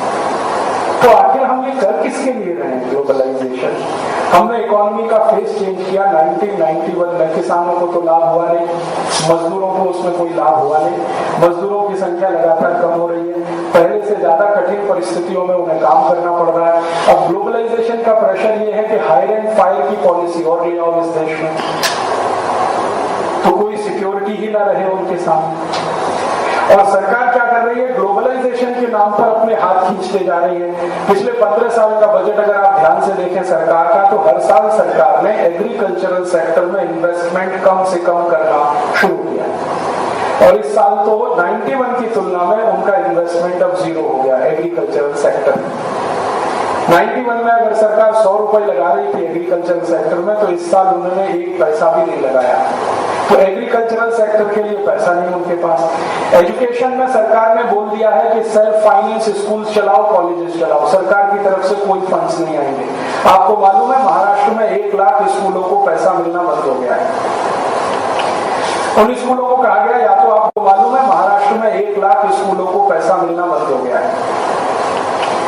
उन स्कूलों को कहा गया या तो आप बंद कर दो इन स्कूलों को, नहीं तो आप खुद चलाओ अपनी ताकत से। तो स्कूल वालों के पास कोई विकल्प नहीं है सिवाय इसके कि वो फीस महंगी करें, फीस बढ़ाएं। और फीस बढ़ाते हैं तो करोड़ों बच्चे स्कूल से बाहर आ जाते हैं, क्योंकि उनके माता पिता की ताकत नहीं है उतनी फीस दे सके। एक तरफ सरकार कहती है एजुकेशन फॉर ऑल, दूसरी तरफ एजुकेशन फॉर उन्हीं के लिए जो पैसे दे सके।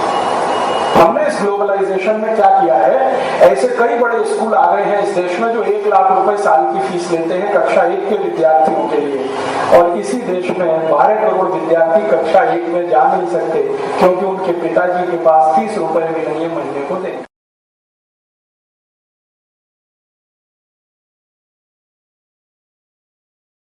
भैया तुम मरो, बिना दवा के मरो, बिना हॉस्पिटल के मरो, तुम्हारे लिए हमारे पास कुछ नहीं।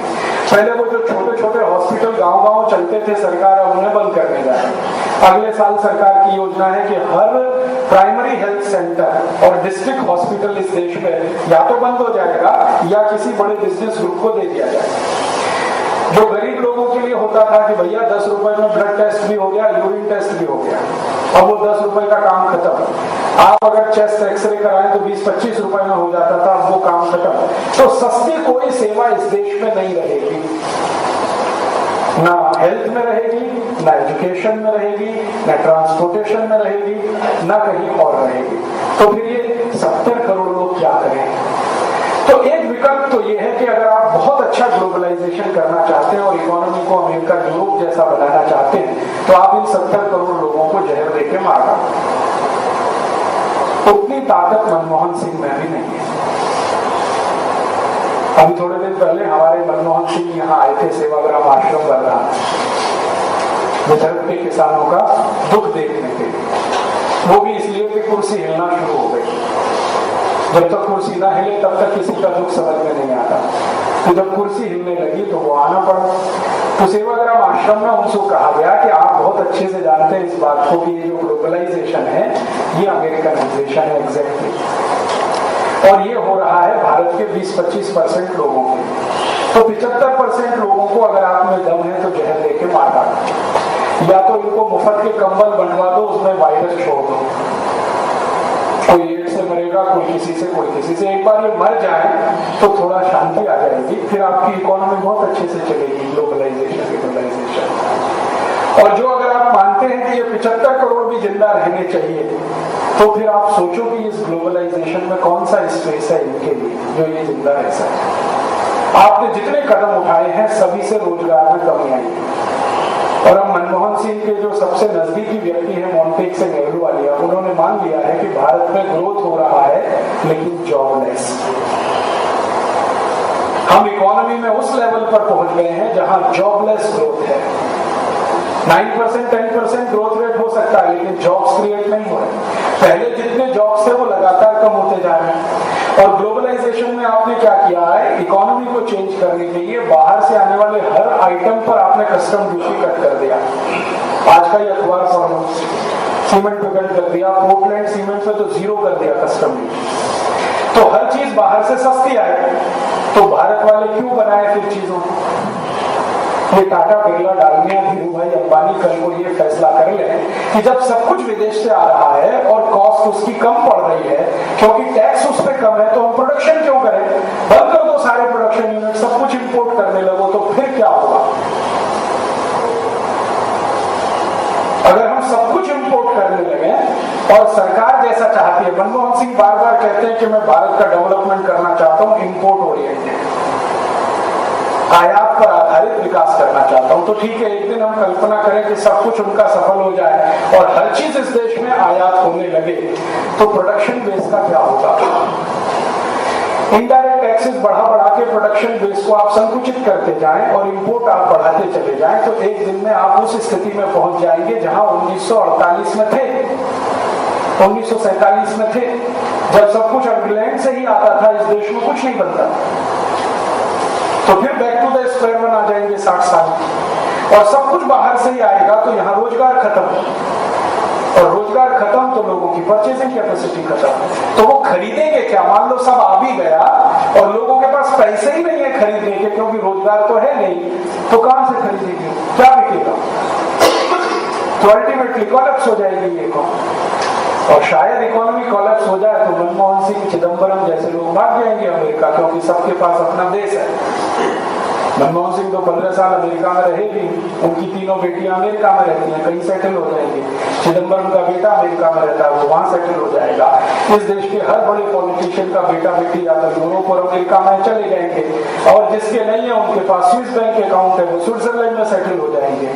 परेशानी तो आपकी है और मेरी है, ना आप जा सकते हैं ना मैं जा सकता हूँ, ना आपके पास स्विस बैंक अकाउंट है ना मेरे पास है, और करोड़ों किसानों की है जो ये देश छोड़ नहीं सकते। हमें सोचना चाहिए इस हिसाब से कि हम 110 करोड़ की आबादी के देश हैं, और 110 करोड़ की आबादी का देश ट्रेडिंग बेस नहीं हो सकता। ये मैं आपसे बहुत गहरी बात कहने जा रहा हूं। 110 करोड़ की आबादी का देश ट्रेडिंग बेस नहीं हो सकता, मैन्युफैक्चरिंग बेस होना ही पड़ेगा। खाली व्यापार से हम जिंदा नहीं रह सकते। हांगकांग जिंदा रह सकता है खाली व्यापार में, सिंगापुर जिंदा रह सकता है खाली व्यापार में, ताइवान जिंदा रह सकता है खाली व्यापार में, क्योंकि वो सिटी कंट्रीज हैं। जो छोटे देश होते हैं ना, यूरोप में और अमेरिका के आसपास 56 से ज्यादा देश हैं जो 1 करोड़ से कम आबादी के। यहाँ 1-1 करोड़ आबादी का एक शहर है हमारा, बंबई, दिल्ली, मद्रास, कलकत्ता। उनके यहाँ 1-1 करोड़ से छोटे देश हैं। फिनलैंड तो मुश्किल से 35 लाख लोगों का देश है, फिनलैंड, जहाँ की ये कंपनी है नोकिया, 35 लाख का देश है। उसका पड़ोसी 70 लाख वाला है, कोई 65 लाख वाला है, कोई 55 लाख वाला है। यूरोप में 2-3 देशों को छोड़कर, ब्रिटेन छोड़ दो, फ्रांस छोड़ दो, और थोड़ा बहुत जर्मनी, बाकी तो 1 करोड़ 1.5 करोड़ से नीचे वाले देश हैं सब।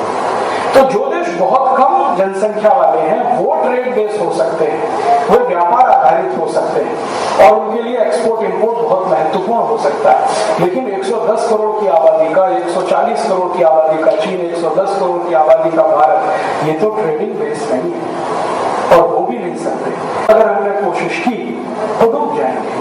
भारत में शॉपिंग मॉल्स का आना भारत को ट्रेड बेस कंट्री बनाने की साजिश का हिस्सा है। और ये जो शॉपिंग मॉल्स आ रहे हैं ना, केयर4 का आएगा, या आप बोलेंगे जी ये हिंदुस्तान में से खरीदेंगे, उनके पास ऐसी कोई लायबिलिटी नहीं है कि वो हिंदुस्तान से खरीदें। सरकार ने उनको खुली छूट दे रखी है, जो दुनिया में जहां से उन्हें सस्ते से सस्ता मिलेगा वहां से खरीदेंगे। आपको मालूम है ये शॉपिंग मॉल्स जो अमेरिका के हैं वो अमेरिका की चीजें नहीं खरीद रहे हैं अपने यहाँ। अगर आप वॉलमार्ट की सभी दुकानों में चले जाइए अमेरिका में, तो 35 से 40% सामान तो चीन का भरा पड़ा है उनके। और उनसे बोलो कि भैया तुम तो अमेरिका में पैदा हुए हो, कुछ तो देशभक्ति दिखाओ। कहते हैं जी यहाँ देशभक्ति नहीं चलती है, यहाँ डॉलर चलता है। चीन से माल सस्ता मिल रहा है तो चीन से खरीद रहे हैं, कल को उनको अफ्रीका से सस्ता मिलेगा, अफ्रीका से खरीदेंगे। कहीं टिम्बकटू देश में सस्ता मिले, वहां से खरीदेंगे। उनके पास ऐसा कोई कंपल्शन नहीं है कि वो भारत से ही माल खरीदें। और अब उनको ये भी कंपल्शन नहीं है कि शॉपिंग मॉल्स में नौकरी भारत के लोगों को दें, कोई कंपल्शन नहीं। अगर उनको ये भारत की कमजोरी पता चल गई कि भारतवासियों को गोरे रंग के प्रति कुछ ज्यादा ही प्रेम है, तो वो चुन चुनकर शॉल सेल्स गर्ल्स लाएंगे जिनकी चमड़ी बहुत बकाबक सफेद होगी, उनको बिठाएंगे। तो हमारे यहाँ बहुत सारे लोग तो कुछ भी खरीदने को ना जाए तो तफरी करने तो चले ही जाएंगे, चलो यार शॉपिंग मॉल से, भले कुछ नहीं खरीदे तो कुछ आंख सिकाई तो हो ही जाएगी, देखदार तो लेंगे। इस मानसिकता का अगर उनको अंदाजा लग गया तो वो जरूरी नहीं है कि भारत के लोगों को रोजगार है, वो जरूरी नहीं है कि भारत की चीजों को खरीद कर अपने शॉपिंग मॉल्स में बेचें। तो कहीं की भी चीजें लाएंगे, कहीं से भी बेचेंगे। हो सकता है कि वो ईरान से आलू ला के बेचें, हो सकता है अमेरिका से कपास ला के बेचें इस देश में, हो सकता है शहद वो लैटिन अमेरिका के किसी देश से लाए, हो सकता है चीनी ब्राजील की हो सकता है चीनी पाकिस्तान की हो। तो वो जरूरी नहीं है कि आपके देश से चीजें खरीद के अपने शॉपिंग मॉल्स में रखें। वो तो ये कहेंगे जहां से भी सस्ते से सस्ता मिले और प्रॉफिट मार्जिन ज्यादा हो वहीं से खरीदेंगे। तो आपके यहाँ जो थोड़ा बहुत बेचने का भी तंत्र है वो खलास हो जाएगा। इन शॉपिंग मॉल से क्या क्या खत्म होगा? एक तो छोटी दुकानें 2 करोड़ हो जाएंगी। आपको मालूम है भारत के हर राज्य में कृषि उपज मंडी समिति होती है, ये सबसे पहले बनेगी। क्योंकि ये जो कृषि उपज मंडी समिति वाले हैं ये किसानों से अनाज खरीदते हैं और बाजार में बेचते हैं। ये शॉपिंग मॉल्स वाले सीधे विदेशों से अनाज लाकर बेचने लगे। और ये कैसे चलेगा कि ऑस्ट्रेलिया की कंपनियां यहाँ से गेहूं खरीद के ले जाएंगी, वो फिर शॉपिंग मॉल्स में बिकने के लिए आएगा। यहाँ के किसान से डायरेक्ट वो गेहूं नहीं है, क्योंकि जिससे लेंगे उसकी बार्गेनिंग कैपेसिटी बढ़ती है ना। तो क्यों बढ़ाएं भारत के लोगों की बार्गेनिंग कैपेसिटी? और भारत की सरकार मजबूर होकर सारा गेहूं ऑस्ट्रेलियन कंपनियों को बेचेगी क्योंकि उनका टाई अप उसी के साथ है। तो वो तो आपकी इकोनॉमी को खत्म कर देंगे 2-4 साल। और इकोनॉमी खत्म हो गई तो वो यहाँ से दुकान उठा के किसी और देश में ले जाएंगे, उनको क्या फर्क पड़ता है? वो तो घुमंतु जाति के लोग हैं, जहां उनको मुनाफा मिले वहीं ले जाएंगे। और आप फिर कुछ कर भी नहीं पाएंगे उस स्थिति में कि अब तो सब डूब ही गया, अब क्या करें? ऐसी स्थिति हमारी आंखों के सामने है। तो मुझे लगता है कि ये जो शॉपिंग मॉल्स का भारत में आना कोई दृष्टि से मुझे दिखाई नहीं देता। हाँ ये जरूर है, जैसे आप कभी कल्पना कर सकते कि भाई हमको चॉइस ज्यादा मिलेगी, ब्रांड्स बहुत अवेलेबल होंगे, लेकिन करेंगे क्या आप थोड़े दिन के बाद ब्रांड्स का, जब आपकी परचेसिंग कैपेसिटी ही खत्म हो जाए? क्या खरीदेंगे आप? तो फिर आप एक विकल्प है आपके पास कि जब हमारी परचेसिंग कैपेसिटी बहुत नीचे आ जाए तो अमेरिकन स्टाइल से जीना शुरू कर दो। हर चीज कर्जे पर, टेलीविजन कर्जे पर, रेफ्रिजरेटर कर्जे पर, वॉशिंग मशीन कर्जे पर, फ्लैट कर्जे पर, हर चीज कर्जे पर, और मंथली इंस्टॉलमेंट। तो अमेरिकन तो यही कर रहा है ना पिछले 100 साल से। वहां तो आदमी पैदा होता है तो कर्जे में और मरता है तो कर्जा चुका चुका है।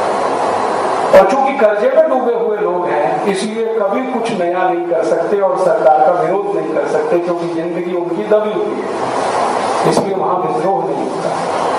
तो आप भी अपने लोगों को ऐसा बना दीजिए। और आदत शायद उसकी लगाने की चांस मैंने हो रही है। मुझे कई बार ऐसा लगता है आजकल इस देश में माइक्रो फाइनेंस की बहुत बाढ़ आई हुई है। आपने देखा ये सेल्फ हेल्प ग्रुप बन रहा है, इनके पीछे वर्ल्ड बैंक का पैसा है। तो एक बार मैंने वर्ल्ड बैंक के ऑफिसर को पूछा कि भैया तुमको क्या इंटरेस्ट है हमारे गांव की सीधी सादी महिलाओं को इसमें फंसाने का? तो उनका आदत तो ऐसे ही पड़ेगी कर्ज लेने की। महिलाएं आपस में पैसे इकट्ठे करती, फिर कर्ज लेती, फिर कर्ज को भरने के लिए 3 साल ज्यादा काम करती। तो प्रेशर इतना बढ़ जाता है उनके ऊपर काम का कि पहले घर में खाना बनाओ, बच्चों को पालो, अब कर्ज की किस्त चुकानी है उसके लिए एक्स्ट्रा वर्क करो। तो मैंने उनसे पूछा कि आप महिलाओं की मदद कर रहे हैं कि उनका सर्वनाश करने पे लगे? तो उनका हम तो उनको कर्ज लेने की आदत डाल रहे हैं, छोटे छोटे कर्ज लेना शुरू कर दिया तो बड़े लेंगे फिर तो चुकाएंगे कैसे? उन्होंने कहा वो हमारी सिरदर्द नहीं है, वो भारत सरकार कर सकता है। तो आप में आदत डाल दें छोटे छोटे कर्जे की। जिस देश में कर्ज लेना पाप माना जाता हो उस देश के लोगों को आप आदत लगा दीजिए कि हर काम कर्जे से करो, तो डूब गया। जिस देश में सबसे बड़े अर्थशास्त्री ने ये समझाया हो, चाणक्य ने, कि आपके पांव जितने लंबे हैं चादर उतनी ही रखिए, उस देश को आप ये सिखा दो, there is no limit, sky is the limit. 10 crore ले लो, 20 करोड़ ले लो, 50 करोड़ ले लो। और मेरे तो समझ में नहीं आता, घर की घंटी बजा बजा के देने आ रहे हैं। हम ICICI से आए हैं, कर्ज लेना है आपको, क्यों मेहरबानी कर रहे हैं मेरे ऊपर? हम HDFC से आए हैं, कर्ज लेना है आपको, पूछो क्यों मेहरबानी कर रहे हो ये भैया? हम पहले साहूकार के पास जाते थे, 10 बार वापस कर देता था, नहीं देंगे कर्ज। अब यहाँ साहूकार घर के सामने खड़ा है। कुछ तो इसके पीछे चल रहा है कैलकुलेशन, ये कोई ऐसे ही नहीं हो रहा, ये बहुत कैलकुलेटेड खेल चल रहा है कि आपके देश में कुछ विदेशी बैंकों को, इंश्योरेंस कंपनियों को और ऐसी चीजों को भेज के घर के सामने लोन उपलब्ध है, कार की चाबी पकड़ो और लोन की किस्त देते रहो, और अंत में कैलकुलेशन करो तो मार्केट रेट से 3 गुना 4 गुना महंगा पड़ता है। किस्त पे कोई भी चीज खरीदो, स्कूटर हो या मोटरसाइकिल, कार हो या घर, और जिंदगी उसमें नरक होती रहती है। टेंशन अलग बढ़ता है, मेंटल स्ट्रेस अलग बढ़ता है, स्ट्रेस बढ़े तो डायबिटीज होती है, डायबिटीज हो तो फिर डॉक्टर का चक्कर, और डायबिटीज के बाद नपुंसकता भी आ सकती है, ब्रेन स्ट्रोक भी हो सकता है, पैरालिसिस भी हो सकता है, और फिर जयराम जी की भी हो सकती है।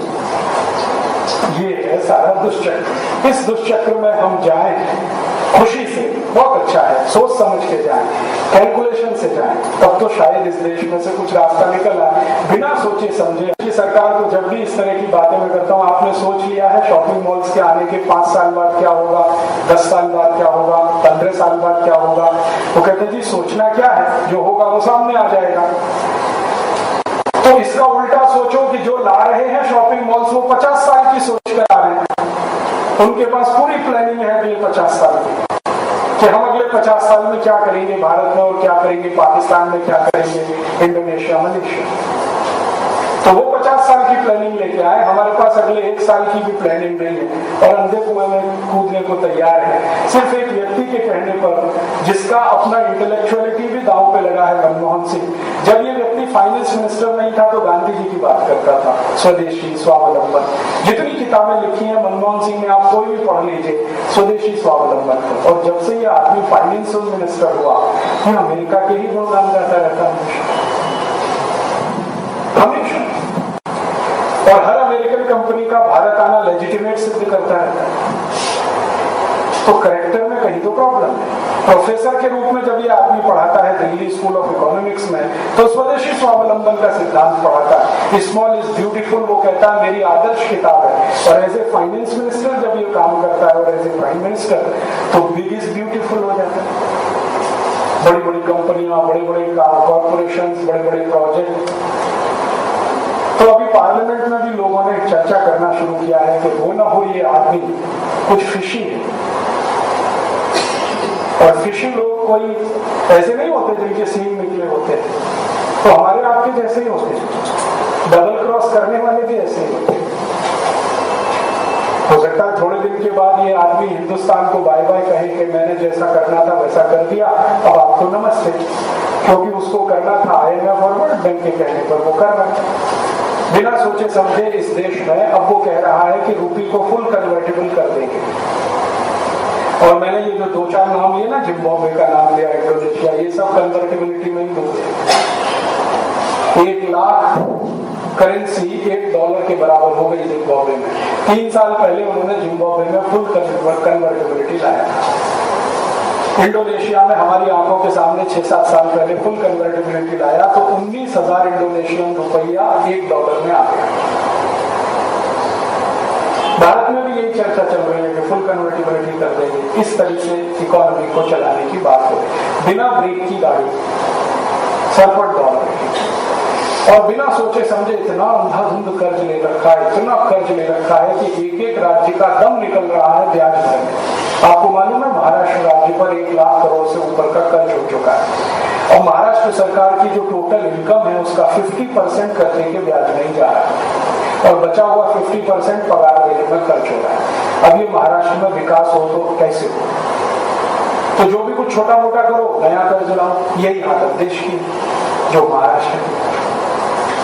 तो अब हम इसमें से तय करें कि हमको करना क्या है। मुझे ऐसा लगता है कि अगर हम ये तय कर लें अपने देश के स्तर पर, आपके स्तर पर नहीं, मेरे स्तर पर नहीं, पूरा देश मिलकर ये तय कर ले कि जी हमको तो अमेरिका जैसा होना है, पूरा देश ये तय कर, तो मैं भी पूरी ताकत से इस देश को अमेरिका बनाने में लग जाऊंगा। गांव-गांव जाकर मैं व्याख्यान दूंगा कि भैया अमेरिका जैसे हो जाओ, भारतीयता छोड़ो, इस अमेरिका की तरह से ही जीना पड़ो। अगर पूरा देश ये तय करता है कि हमको अमेरिका जैसा होना है तो ठीक है, हम अमेरिकन हो जाए। तो सब कुछ सेंट्रलाइज करना पड़ेगा आपको, सब कुछ सेंट्रलाइज करना, छोटी से लेकर बड़ी तक हर चीज। डिसेंट्रलाइज यहाँ कुछ नहीं चलेगा। शॉपिंग मॉल्स भी बनाने पड़ेंगे, बड़े बड़े डिपार्टमेंटल स्टोर्स भी खोलने पड़ेंगे, फिर हिंदुस्तान को उसी तरह से रीशेप करना पड़ेगा जैसे अमेरिका में है। इकोनॉमी को तो करना ही पड़ेगा कम से कम, और इकोनॉमी सोसाइटी से कोई अलग नहीं होती है, तो सोसाइटी को रीशेप करना पड़ेगा। जिस मेंटल स्ट्रेस में एवरेज अमेरिकन और यूरोपियन रहता है, उस मेंटल स्ट्रेस में हिंदुस्तानी को सिखाना पड़ेगा कि इतने स्ट्रेस में तुम भी रहो। वहां न्यूक्लियर फैमिली है, सिंगल फैमिली, तो जैसे वो रहते तुम रहो, माता पिता को छोड़ो, मौसा मौसी को छोड़ो, फूफा फूफी को छोड़ो, अकेले रहो, और अकेले रहो तो उसका टेंशन झेलो। छोटे बच्चे हैं तो क्रैश में देके आओ, कौन खिलाएगा आपके बच्चों को घर? फ्रेश करानी है तो जाओ 50 मील का दौड़ा के, दूध लाना है तो हफ्ते भर का एक साथ लेके आओ, ताजा दूध क्यों पीते हो? और अमेरिकन जीवन शैली में आओ तो खाना रोज क्यों बनाओ, हफ्ते भर का बनाओ, फ्रीजर में भर के रखो, रोज गर्म करके खाओ। तो या तो हम पूरे उनके जैसे हो जाएं, मेरा ये मानना है कि आधे अधूरे में काम गड़बड़ होता है। आधे हम हिंदुस्तानी हैं, आधे अमेरिकन हैं, तो खिचड़ी हो जाएगी, इसमें से रास्ते नहीं निकलते। या तो पूरे अमेरिकन हो जाए, यूरोपियन हो जाए, उसमें कोई बुराई नहीं है, या तो शुद्ध हिंदुस्तानी और भारतीय रहे। ये बीच की खिचड़ी नहीं चलेगी कि 10-15% हिंदुस्तान को अमेरिकन स्टाइल में जिए और 70-80% हिंदुस्तान गरीबी में रहे, तो फिर आपको वर्ग संघर्ष झेलना ही पड़ेगा और आतंकवाद और उग्रवाद बढ़ता ही जाएगा। आप ये कल्पना करके हमेशा सुरक्षा किसानों को समझ में आ गया तो पूरे नागपुर को लूट ले जाएंगे, आप कुछ नहीं कर पाएंगे, ना कोई पुलिस काम आएगी, ना आर्मी आपको कुछ कर पाएगी। पिछले 15 साल में ग्लोबलाइजेशन में जो सबसे खतरनाक चीज हुई है कि अमीर इतने अमीर हो गए हैं और गरीब इतने गरीब हो गए हैं, दोनों के बीच का जो डिफरेंस है वो 10,000 गुने से ज्यादा बढ़ गया है। सबसे गरीब आदमी और सबसे अमीर आदमी के बीच में 10,000 गुने का अंतर आया पिछले 15 साल। हम इस देश में ऐसे भी लोगों को देख रहे हैं जो एक दिन में 70,000 80,000 एक दिन में नहीं कमा पाते और उसी में अपनी जिंदगी चलाने के लिए अभिशप्त है। तो समाज में दो वर्ग अगर आपने बना दिए, एक हैव नॉट्स का और एक हैव्स का, तो संघर्ष होना अवश्यम भावी है। उसमें कोई लॉ नहीं चलता है, कोई ऑर्डर नहीं चलता है, कोई आर्मी काम नहीं करती है, कोई मिलिट्री काम नहीं करती है। नक्सलिज्म और उग्रवाद इस देश में जो बढ़ रहा है उसके पीछे एक बहुत बड़ा कारण है, वो ये आसाम में इतने ज्यादा नक्सलवादी क्यों खुखार हो रहे हैं। वो कहते हैं जी 60 साल गुरुगढ़ जैसे शहरों में सब सुविधाएं, ये कैसे चलने वाला है? तो बंदूक चला रहे हैं, गोली चला रहे हैं, गांव वालों को भी सिखा रहे हैं, गांव वाले उनका साथ दे रहे हैं और पुलिस को पीछे डिफेंसिव होकर हटना पड़ रहा है। अब तो चीफ मिनिस्टर भी सरेंडर कर चुका है नक्सलवादियों के सामने आसाम। तो अगर आप इकोनॉमिक डिस्पैरिटी को मेंटेन नहीं रख सकते, अगर उसको बढ़ने ही देंगे तो थोड़े दिन में कोलैप्स हो जाएगा, सारा सिस्टम कोलैप्स हो जाएगा। और अगर इकोनॉमिक डिस्पैरिटी को आप कम करना चाहते हैं, ब्रिज करना चाहते हैं, तो आपको शायद इकोनॉमी का वो फेस देखना पड़ेगा जिससे भारत के सबसे अंतिम व्यक्ति को कोई लाभ होगा। गांधी जी को मैं अपना गुरु मानता हूँ, मार्गदर्शक, उसका एक ही कारण है, उन्होंने एक ऐसा सूत्र दे दिया जो हमेशा हमारे लिए राइडर का काम करता है। गांधी जी बोल कर गए कि दुनिया में कोई भी काम करो तो सबसे पहले आंखों के सामने उस सबसे गरीब आदमी का चेहरा देखो कि तुम्हारे काम से उसको कुछ फायदा होने वाला है तो करना, और ऐसा लगता है कि उससे उसको कोई फायदा नहीं तो कभी मत करना। और ये उन्होंने मुझे नहीं कहा था, भारत के पहले प्रधानमंत्री जवाहरलाल नेहरू को कहा। नेहरू जी ने जब गांधी जी को पूछा कि मैं क्या करूं इस देश में अर्थव्यवस्था के स्तर पर, तो एक ही उत्तर दिया था कि भारत के सबसे गरीब आदमी का चेहरा देखकर पॉलिसी बनाओ, उसको कुछ फायदा होता है तो करो, नहीं होता है तो छोड़ो। ये बहुत गहरी बात वो बोलकर चले गए। आज भी हमें यही देखना है कि शॉपिंग मॉल्स को सामने रखें, सबसे गरीब आदमी को इसमें घुसने के लिए भी जगह है क्या? हमारा भिखारी, रिक्शा चलाने वाला, ऑटो चलाने वाला, तेल मालिश करने वाला, बाल काटने वाला, गांव का रहने वाला साधारण आदमी शॉपिंग मॉल में घुस सकता है, कुछ खरीदी कर सकता है, तो जरूर बनेगी। और अगर वो नहीं कर पाता है तो फिर ये 10-20 करोड़ हिंदुस्तानियों के लिए शॉपिंग मॉल बना दें और 70-80 करोड़ को खाने पीने को भी ना मिले, तो ज्यादा दिन ये शॉपिंग मॉल टिकेंगे नहीं। इनको कोई बम ब्लास्ट करके उड़ाएगा और इनको लूट कर ले जाएगा। कोई सिक्योरिटी कभी नहीं बचा सकती किसी भी देश को अगर उसके लोग एक बार तय कर लें कि हमें यही करना है। क्या आर्मी, क्या एयरफोर्स, क्या नेवल फोर्स। आर्मी है कितनी? मुश्किल से 55 लाख कुल मिला, और भारत के लोग 110 करोड़। कहां कंट्रोल होगा? पुलिस की व्यवस्था कितनी है? भारत में 10,000 लोगों पे एक पुलिस है, कैसे मेंटेन करेगा? 10,000 लोग हैं, एक पुलिस वाला है, क्या लॉ एंड ऑर्डर मेंटेन कर लेगा? तो हम थोड़ा रियलिटी की दुनिया में आए और अपने शहर से थोड़ा दूर निकलकर गांव की दुनिया को देखें तो समझ में आएगा कि शॉपिंग मॉल की क्या उपयोगिता है।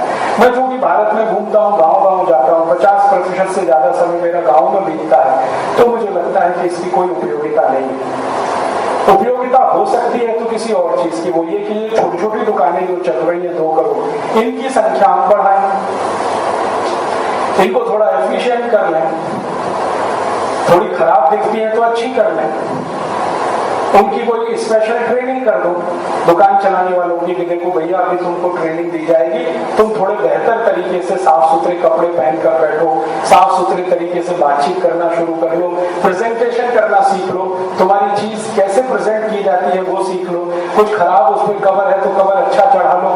ये तो मेरे समझ में आता है कि 2 करोड़ दुकानदारों को कोई स्पेशलाइज ट्रेनिंग देके आप थोड़ा अच्छा बना दें, उनकी दुकानें भी सुंदर दिखने लगे, शोकेस भी उनके थोड़े सुंदर हो जाए, 2 करोड़ से 3 करोड़ कर दें। लेकिन ये समझ में नहीं आता कि 2 करोड़ को बिल्कुल साफ कर दें और उसकी जगह 2000 शॉपिंग मॉल्स खड़े करें। अभी एक आखिरी बात कहकर मैं खत्म करता हूँ। मैं थोड़े दिन पहले पूना में था, तो पूना में आजकल बहुत शॉपिंग मॉल्स खुले हुए, तो एक शॉपिंग मॉल में मैं गया जो अभी हाल में खुला है। मैंने उनसे पूछा, भाई एक दिन में बिजली कितनी जलाते हो, एक दिन में पानी कितना खर्च करते हो? तो उन्होंने कुछ कैलकुलेशन बताया। मैंने पैरेलल कैलकुलेशन किया कि पूना का एक शॉपिंग मॉल 24 घंटे में जितनी बिजली जलाता है उतना पूना में 2000 घरों में जलती है। एक शॉपिंग मॉल 24 घंटे में इतनी बिजली जलाता है। तो मैंने कहा भाई इतनी बिजली क्यों जला रहे हो? तो उनका क्या करें, हमारा डिजाइन ही ऐसा है कि सूरज की धूप नहीं आती। मैंने कहा महामूर्ख, जिस देश में सूरज फोकट में मिलता हो, सूरज की धूप फोकट में मिलती हो, तुमने डिजाइन ऐसा किया क्योंकि इसमें सूरज की धूप ही ना आए। ये मूर्खता कोई अमेरिका वाला करे, यूरोप वाला करे तो समझ में आता, क्योंकि 8 महीने सूरज निकलता ही नहीं है उनके देश में। यहाँ रोज सूरज निकल रहा है, एवरी डे इज संडे। जिस हिंदुस्तान में, वहां ऐसा डिजाइन कर लिया शॉपिंग मॉल की अगर बिजली नहीं जलाए तो अंधेरा ही अंधेरा हो जाएगा, तब तो तुम नाश मार दोगे इस पूना का। क्योंकि एक शॉपिंग मॉल 2000 घरों की बिजली जलाने लगे तो बाकी 2000 घरों का क्या होगा? सरकार क्या कहेगी, पहले बिजली शॉपिंग मॉल को देंगे क्योंकि ये 10 रुपए यूनिट दे रहे हैं, घर वाला 3.5 रुपए यूनिट नहीं दे रहा, उसको बिजली मिलेगी नहीं। तो संविधान ने तो सबको बराबर के अधिकार दिए हैं सुविधाओं का उपयोग करने के लिए, तो शॉपिंग मॉल वाला बिजली जलाता रहे और 3000 घर वाले अंधेरे में बैठे हैं। तो मैंने कहा ये ज्यादा दिन नहीं चलेगा, पत्थर से ही तोड़ देंगे तुम्हारे शॉपिंग मॉल को किसी ने। कहने लगा राजीव भाई आप ये बात बताने मत जाना किसी को कि हम इतनी बिजली जला रहे हैं कि 2000 घरों में जलती। मैंने कहा मैं तो बताऊंगा, मेरा मन कैसे रोकोगे? मैं तो इसी काम के लिए पैदा हुआ। और एक शॉपिंग मॉल इतनी बिजली जला रहा है, 17 शॉपिंग मॉल पूना में खुल चुके हैं, उनकी कुल बिजली अगर आप कैलकुलेट करें तो 17 में 2000 का गुणा 34,000 फैमिलीज की बिजली शॉपिंग मॉल जला है। फिर मैंने पूछा पानी कितना खर्च कर रहे हो? तो मैंने कहा पूना का एक आदमी जितना खर्च करता है उससे 300 गुना ज्यादा। पूना का एक आदमी एक दिन में जितना पानी खर्च करता है उससे 300 गुना ज्यादा का खर्च शॉपिंग मॉल में है। तो पानी कहां से लाओगे? बारिश का ही पानी है, इसके अलावा तो पानी नहीं। पूना के आसपास के किसानों को जिस दिन पता चल गया कि उनका पानी तुम खा रहे हो तो वो तुम्हारे पत्थर मार मार के हालत खराब कर देंगे। पानी का खर्च ज्यादा, बिजली का खर्च ज्यादा, दोनों ही वो पैदा करने की स्थिति में नहीं है। मैंने कहा पानी अपना खुद बना लो, कहते बनता ही नहीं, कितना भी H2 और O2 मिलाओ पानी बनता ही नहीं। हाइड्रोजन का सिलेंडर और ऑक्सीजन का सिलेंडर एक दूसरे में मिक्स कर दो तो भी पानी नहीं बनता। पढ़ाने को फालतू है, 2H2 + O2 = 2H2O, जिंदगी में होता ही नहीं है। पानी तो बारिश से ही आता है और वो भी नपातुला आता है, और बारिश भी लगातार कम हो रही है, पीने के पानी की जरूरतें बढ़ रही हैं। और मुझे तो सबसे ज्यादा तकलीफ ये होती है कि पुणे, मुंबई, दिल्ली जैसे शहरों में कुछ लोग जितना पानी अपने फ्लश में गिरा देते हैं, उतने में हिंदुस्तान में 5 लाख हेक्टेयर खेती में चावल लगता है। जितना पानी एक बार हम यूरिनल में जाके पुश बटन करके गिरा देते हैं शहर में रहने वाले लोग, उतने में 5 लाख हेक्टेयर में चावल पैदा होता है। एवरेज एक आदमी नागपुर में, पुणे में, मुंबई में, दिल्ली में, मद्रास में, सारे बड़े शहरों में एक दिन में 300 लीटर पानी फ्लश टॉयलेट में खत्म कर देता है। पीने में तो मुश्किल से 10 लीटर भी खर्च नहीं करता, फ्लश में 300 लीटर खर्च कर देता। ये हमने टेक्नोलॉजी लाई है यूरोप से। इससे अच्छे तो वो आदिवासी हैं जो मुश्किल से 200-250 ग्राम पानी लोटा में लेके जाते हैं और रोज अपना निपट के आ जाते हैं। अकल वाले पर है, हम मूर्खाधिपति, PhD, डॉक्टरेट, पता नहीं क्या क्या सब किए हुए, एक बार टॉयलेट रूम में गए तो पानी इतना गिराते हैं कि दिन भर में 300 लीटर उसी में चला जाता है और वो रीयूज नहीं होता। ये याद रखिए। अभी यूरोप वालों को समझ में आया कि ये फ्लश सिस्टम तो बिल्कुल उल्टा पड़ गया, तो लंदन में फ्लश के पानी को रीयूज किया जा रहा है और हर करोड़पति को लंदन में फ्लश के पानी को रीयूज किया जा रहा है और हर करोड़पति को उसी से नहाना पड़ रहा है। आपको मालूम है लंदन के सारे करोड़पति जिस पानी से नहाते हैं उनका फ्लश टॉयलेट का पानी है और सरकार बोल के कहती है कि अब हमारे पास इसके अलावा दूसरी कोई व्यवस्था नहीं है, नहाना है तो नहाओ, नहीं तो लंदन छोड़ के चले जाओ।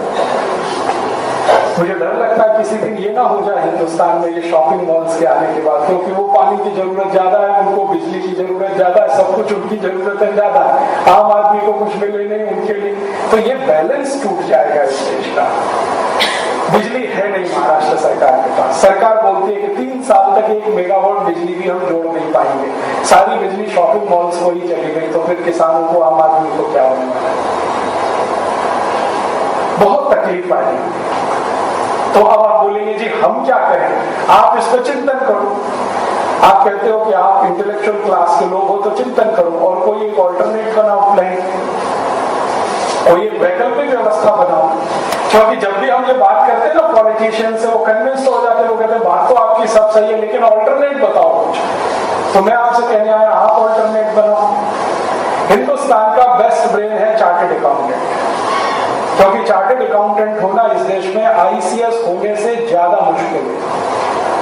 ICS होना बहुत आसान है, मैं आपको बता देता हूँ, 4 किताबें बता देता हूँ, ठीक से पढ़ लो, 10 साल के अनसॉल्व पेपर ले लो और आप ICS पास कर लोगे, ये गारंटी से मैं बताता हूँ। ICS होना बहुत आसान है, IPS होना उससे भी ज्यादा आसान है, IFS होना और भी आसान है। चार्टर्ड अकाउंटेंट होना बड़ा मुश्किल काम है, क्योंकि मैंने देखा है चार्टर्ड अकाउंटेंट लोगों को पढ़ाई करते हुए दिमाग खराब हो जाता है। 5 साल, 6 साल, 7 साल जिंदगी जो है कचूमर निकल जाती है। तो इतना अच्छा ब्रेन, और आपका ही ब्रेन है जिसको मल्टीनेशनल हायर करते हैं, 10, 20, 50 हजार या लाख रुपए महीने पे आप उनके लिए काम करते हैं और बेस्ट प्लानिंग बना के देते हैं। तो मुझे ऐसा लगता है कि आप 1-8 लाख रुपए में उनके लिए काम करें तो देश के लिए क्यों नहीं काम कर सकते? तो आप कहेंगे जी देश पैसा थोड़ी देगा, लेकिन देश आपको सम्मान तो देगा। सम्मान तो पैसे से बड़ा होता है ना। हर व्यक्ति जिसके पास बहुत पैसा है, मैं उसको पूछूं आप क्या चाहिए तो कहता है सम्मान चाहिए, तो मैंने कहा वो तो बिना पैसे में मिलता है, उसके लिए पैसा कमाने की जरूरत नहीं है। आप समाज के लिए काम करने लगो, देश के लिए काम करने लगो, इतना सम्मान मिलेगा। आप बोलोगे जी पानी चाहिए तो लोग दूध पिलाएंगे, आप बोलोगे दूध चाहिए तो बासुंदी खिलाएंगे, आप कहेंगे कि मुझे जाने के लिए कार चाहिए तो आपके लिए चार्टर्ड प्लेन दे देंगे लाते, कुछ आप काम तो करो देश के लिए। इस देश में सम्मान उन सबको मिलेगा जो काम देश के लिए करे। तो आप देश के लिए एक ऑल्टरनेट प्लानिंग करो। मेरा तो ये कहना है कि ये जो मनमोहन सिंह की प्लानिंग है, इसके पैरेलल एक प्लानिंग करो कि इस देश में मनमोहन सिंह कहता है कि 10% का ग्रोथ रेट हम लाएंगे, तो आप एक एक ऐसी प्लानिंग करके दो कि 10% का ग्रोथ रेट हम भी ला सकते हैं दूसरे तरीके से, जिसमें भारत भी बचा रहे, भारतीयता भी बची रहे, भारत के किसान भी बचे रहे, आगे बढ़े, भारत के उद्योग भी चलते रहे, छोटे व्यापारी, छोटे लोग मरे नहीं और आगे बढ़े, तो भी हम 10% ग्रोथ रेट ला सकते हैं। इसमें आपका ब्रेन लगे और ये कोई ड्राफ्टिंग आप करो तो मैं पूरे देश में लाउड स्पीकर की तरह से उसको बोलूंगा। मैं बोलूंगा कि देखो नागपुर के चार्टर्ड अकाउंटेंट्स ने ये प्लान किया है पूरे देश की इकोनॉमी के। आप थोड़ी हिम्मत करो, एक ऑल्टरनेट बजट बनाओ। चिदम्बरम का एक बजट, हमारा दूसरा बजट है, ये ऑल्टरनेट बजट। आप उनकी जो टैक्स प्लानिंग है ना, उसके पैरेलल आपकी टैक्स प्लानिंग बनाओ। और ये सब हम कर सकते हैं, इसमें कुछ मुश्किल नहीं। थोड़ा ब्रेन को आप स्टॉर्म करेंगे, ब्रेन स्टॉर्मिंग 2-4 सेशन करेंगे तो एक ऑल्टरनेट प्लान इकोनॉमी के लिए, बजट के लिए, सब कुछ हम बना सकते हैं। वो देश के सामने हम प्रेजेंट करेंगे, देखो ये ऑल्टरनेट है। मनमोहन सिंह कई बार क्या झूठ बोलता है, देयर इज नो ऑल्टरनेट, बोलता है यही रास्ते पे चलना है, भले कुएं में गिरे, कहता यही ऑल्टरनेट है, ही नहीं कोई ऑल्टरनेट मेरे पास। तो आप जवाब तो दो कि हाँ देयर इज ऑल्टरनेट है। टैक्स स्ट्रक्चर ऐसा हो सकता है, प्लानिंग ऐसी हो सकती है, तो भी ग्रोथ रेट आपका कम नहीं होगा। ऐसा एक ऑल्टरनेट हम बनाएं। मैं भी आपके साथ थोड़ी बहुत उसमें मदद कर सकता हूँ, ज्यादा तो नहीं लेकिन थोड़ी बहुत कर सकता हूँ। हम सब मिलकर एक बड़ा ड्राफ्ट कर सकते हैं, पूरे देश के सामने उसका प्रेजेंटेशन हो सकता है। जैसे उदाहरण के लिए हम हिंदुस्तान को रीशेप करें, सॉरी इकोनॉमी को रीडिजाइन करें, तो उसमें सबसे पहला पॉइंट कि सारे इनडायरेक्ट टैक्सेस को मर्ज कर दें। एक छोटा सा सुझाव, मान लीजिए पूरे इनडायरेक्ट टैक्सेस को हम मर्ज करते हैं, सिंगल पॉइंट टैक्स करते हैं, उसका कुछ नाम रखते हैं, ट्रांजैक्शन टैक्स या एक्स वाई टैक्स। फिर आप देखो इकोनॉमी कैसे होती है। अभी इनडायरेक्ट टैक्सेस 64 है, सबको मर्ज कर दो, 1 पॉइंट टैक्स कर दो। दूसरा, मेरी बहुत पहले की प्लानिंग है कि इनकम टैक्स को 10 साल के लिए सस्पेंड कर दो या 20 साल के लिए सस्पेंड कर दो या हटाई दो इनकम टैक्स को। क्या जरूरत है इनकम को टैक्स करना, इससे ज्यादा मूर्खता क्या होगी? सोचो ना, किसी को आप रोक रहे हो कि तुम मत कमा, यही तो हुआ ना। तो इनकम को क्यों टैक्स करना, एक्सपेंडिचर को टैक्स कर दो या सारे टैक्सेस को मर्ज करके सिंगल पॉइंट टैक्स कर दो। तो जैसे ही आपके सारे टैक्सेस खत्म होके एक टैक्स हुआ, आप देखो इस देश में ग्रोथ रेट तो 25-30% पहुंच जाएगा, क्योंकि सारा का सारा धन जो इधर उधर छुपा पड़ा है, डेड इन्वेस्टमेंट है, वो सब पाइपलाइन में आ जाए। आपको किसी से भीख मांगने की जरूरत नहीं है। रोज हमारे प्रधानमंत्री गाना गाते हैं, एफडीआई चाहिए, एफडीआई चाहिए, एफडीआई। ये गाना कुछ इस तरह का है कि किसी मरीज के शरीर में खून नहीं बन रहा है, बाहर से बोतल पे बोतल चढ़ाते जाओ, चढ़ाते जाओ, चढ़ाते जाओ। कितने दिन चढ़ाओगे? बाहर के खून से किस मरीज को कितने दिन जिंदा रखोगे? अगर उसका शरीर खून नहीं बना रहा है तो सोचो कि इसमें कहां प्रॉब्लम है। हमारी इकोनॉमी में पैसा नहीं पैदा हो रहा है और हमें विदेशी पूंजी के लिए बार बार भागना पड़ रहा है, तो इकोनॉमी में कहां रुकावट है कि पूंजी जनरेट नहीं हो रही? वो रुकावट दूर कर दो, पूंजी बनने लगेगी, तो ये भीख मांगना बंद हो जाएगा। और मुझे लगता है कि भारत की इकोनॉमी में सबसे बड़ी रुकावट है वो टैक्स सिस्टम में है। इतना कॉम्प्लिकेटेड टैक्स सिस्टम जो भारत का है दुनिया में शायद किसी देश का नहीं है। जो जो देशों ने टैक्स सिस्टम सिंप्लीफाई किया है वो सब बहुत तेजी से आगे बढ़े हैं हमारी आंखों के सामने। हम भी टैक्स सिस्टम को सिंप्लीफाई करें, बहुत आराम से ये होगा। दूसरा, भारत से जो काला धन बाहर जा रहा है ब्लैक मनी के रूप में स्विस बैंकों में, इसको वापस मंगा दें, रास्ते बंद कर दें काले धन के ले जाने के। एक ही रास्ता, इनकम टैक्स खत्म कर दो, धन काला रहेगा ही नहीं तो बाहर जाएगा ही। जिसके पास जितना पैसा है या तो नहीं तो मजा करेगा, तो खर्च करेगा तो भी पैसा इकोनॉमी में आएगा, और नहीं तो जमा करेगा तो बैंकों के पास आएगा, बैंक उस पैसे को देश के लिए उपयोग कर लेंगे। तो ये इंटरनलाइजेशन होगा इकोनॉमी का। और अंग्रेजों के जमाने के बनाए हुए टैक्स के कानून, इंडियन इनकम टैक्स एक्ट 1860 का अभी भी चल रहा है। एक्साइज ड्यूटी अंग्रेजों के जमाने की अभी भी चल रही है। ये इतने पुराने कानून चलाने की कोई जरूरत नहीं है, बदल दो। विदेशी कंपनियों के लिए रात दिन नए नए कानून बन रहे हैं, लेकिन अंग्रेजों के बनाए हुए सारे कानून अभी भी चल रहे हैं। तो आपके लॉज और रेगुलेशंस में लिबरलाइजेशन करो, इंटरनल लिबरलाइजेशन करो, टैक्स सिस्टम को मर्ज करके सिंगल पॉइंट कर दो, फिर आप देखो इस देश की इकोनॉमी खुद पैसा पैदा करने लगेगी। एक आध कोई और काम हो सकता है। 1000 रुपए का नोट हमने चला दिया, इसको बंद कर दो। 100 रुपए से ऊपर का कोई नोट नहीं होगा इस देश की इकोनॉमी में। आप जानते हैं अमेरिका कितनी लिबरलाइज इकोनॉमी है, फिर भी उनके पास $100 से ऊपर का नोट नहीं। क्यों नहीं? सोच समझ के उन्होंने रखा है। वो कहते हैं नोट जितने बड़े होते हैं ब्लैक मनी उतनी ज्यादा, तो नोट छोटे कर दो। मैं तो कहता हूँ 100 रुपए का भी क्यों, 50 रुपए का कर दो। तो इस तरह के बहुत सारे काम हम कर सकते हैं। और एक्साइज ड्यूटी आप कम करो, कस्टम ड्यूटी मत करो कम। इंटरनल इंडस्ट्रियलाइजेशन करना है तो एक्साइज ड्यूटी कम करो, कस्टम ड्यूटी कम करके तो सत्यानाश हो जाएगा इंडस्ट्रीज का।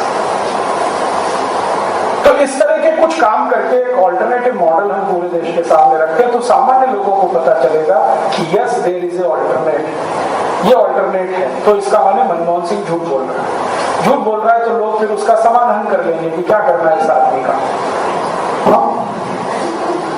2-3 साल में इलेक्शन आ रहा है तो वो कर लेंगे अपना हिसाब किताब, ये आदमी हमें नहीं चाहिए जो इतना झूठ बोलता है। There is no alternate. कितने ऑल्टरनेट है इस देश में? तो ऐसा कुछ अगर हम करें तो बहुत अच्छा होगा। और चलते चलते एक छोटी सी बात की, अगर आप मानते हैं कि आपको अमेरिकन हो जाना चाहिए तो हो जाइए, उसमें कोई तकलीफ की बात नहीं, लेकिन पूरे हो जाइए, आधे अधूरे। जैसे आजकल मैं देखता हूँ ना, पिताजी का नाम राम दयाल, माता जी का नाम गायत्री देवी, बेटा जो है टिंकू।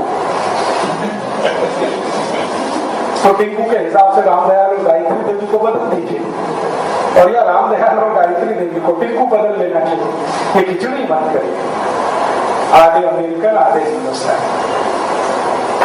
आप अगर अमेरिकन होते तो ईमानदारी से हो जाइए, और फिर अपेक्षा मत करिए कि बीवी आपको गरम गरम रोटी बना के देते हो, कि अमेरिका में कोई बना के नहीं देती।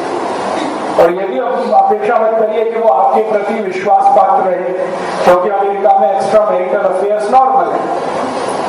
वो एक फ्राइडे को किसी के साथ जाती है, दूसरे फ्राइडे को किसी और के साथ जाती है। आपको मालूम है अमेरिका में बोलते हैं 3 W का कोई भरोसा नहीं, वाइफ, वेदर, मौसम का कोई भरोसा नहीं है, पत्नी का भी भरोसा नहीं, और तीसरा है हेल्थ। कल करोड़पति थे, आज करोड़पति हो जाएंगे।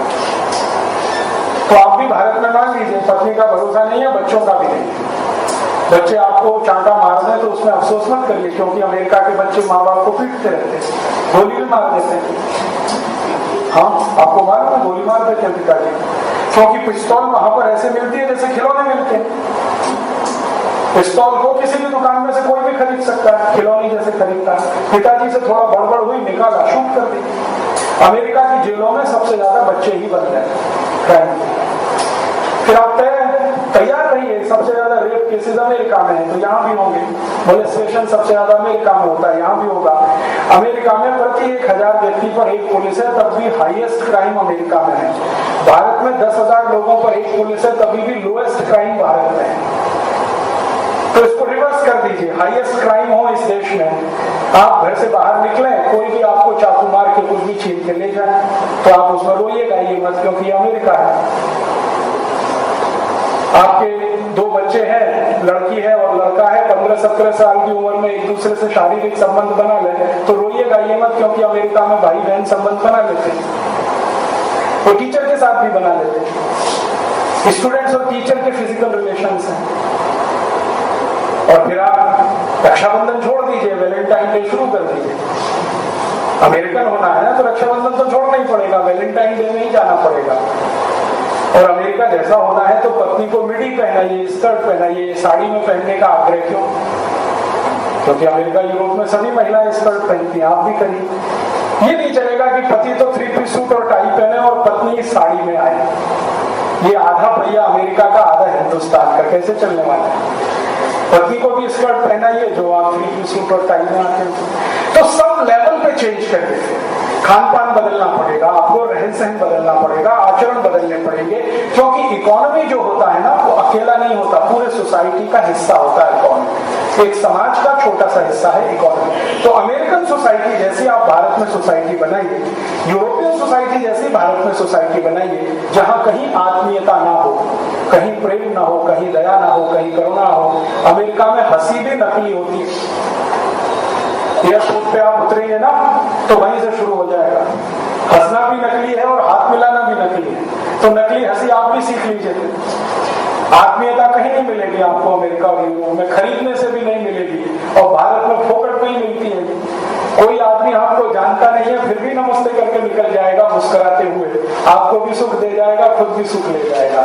ये अमेरिका यूरोप में कोई कल्पना नहीं कर सकता।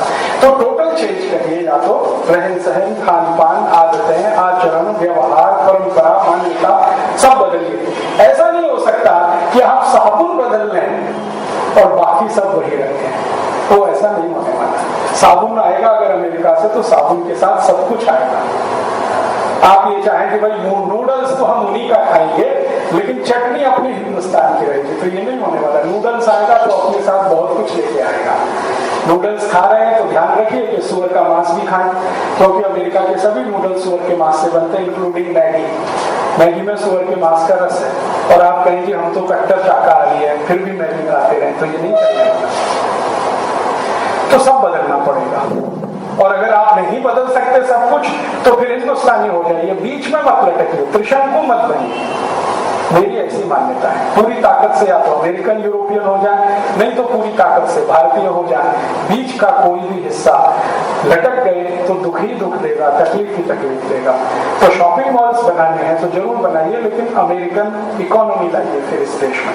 अमेरिका की सरकार सब लोगों की सिक्योरिटी करती है, आपको मालूम है सोशल सिक्योरिटी पे सबसे ज्यादा खर्चा है, तो इस हिंदुस्तान में सोशल सिक्योरिटी पे सबसे ज्यादा खर्च करा लीजिए, मैं शॉपिंग मॉल को पूरा सपोर्ट करूंगा।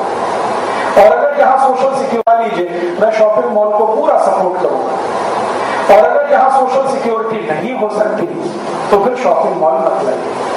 ये कहकर मैं खत्म करता हूँ मेरे व्याख्यान को। आपके कुछ प्रश्न हो उनका कोशिश करूंगा, कोई सजेशन हो तो आप जरूर मुझे दीजिए, और आपके पास कुछ सब्सटेंशियल है मुझे देने के लिए तो आपका स्वागत है। धन्यवाद।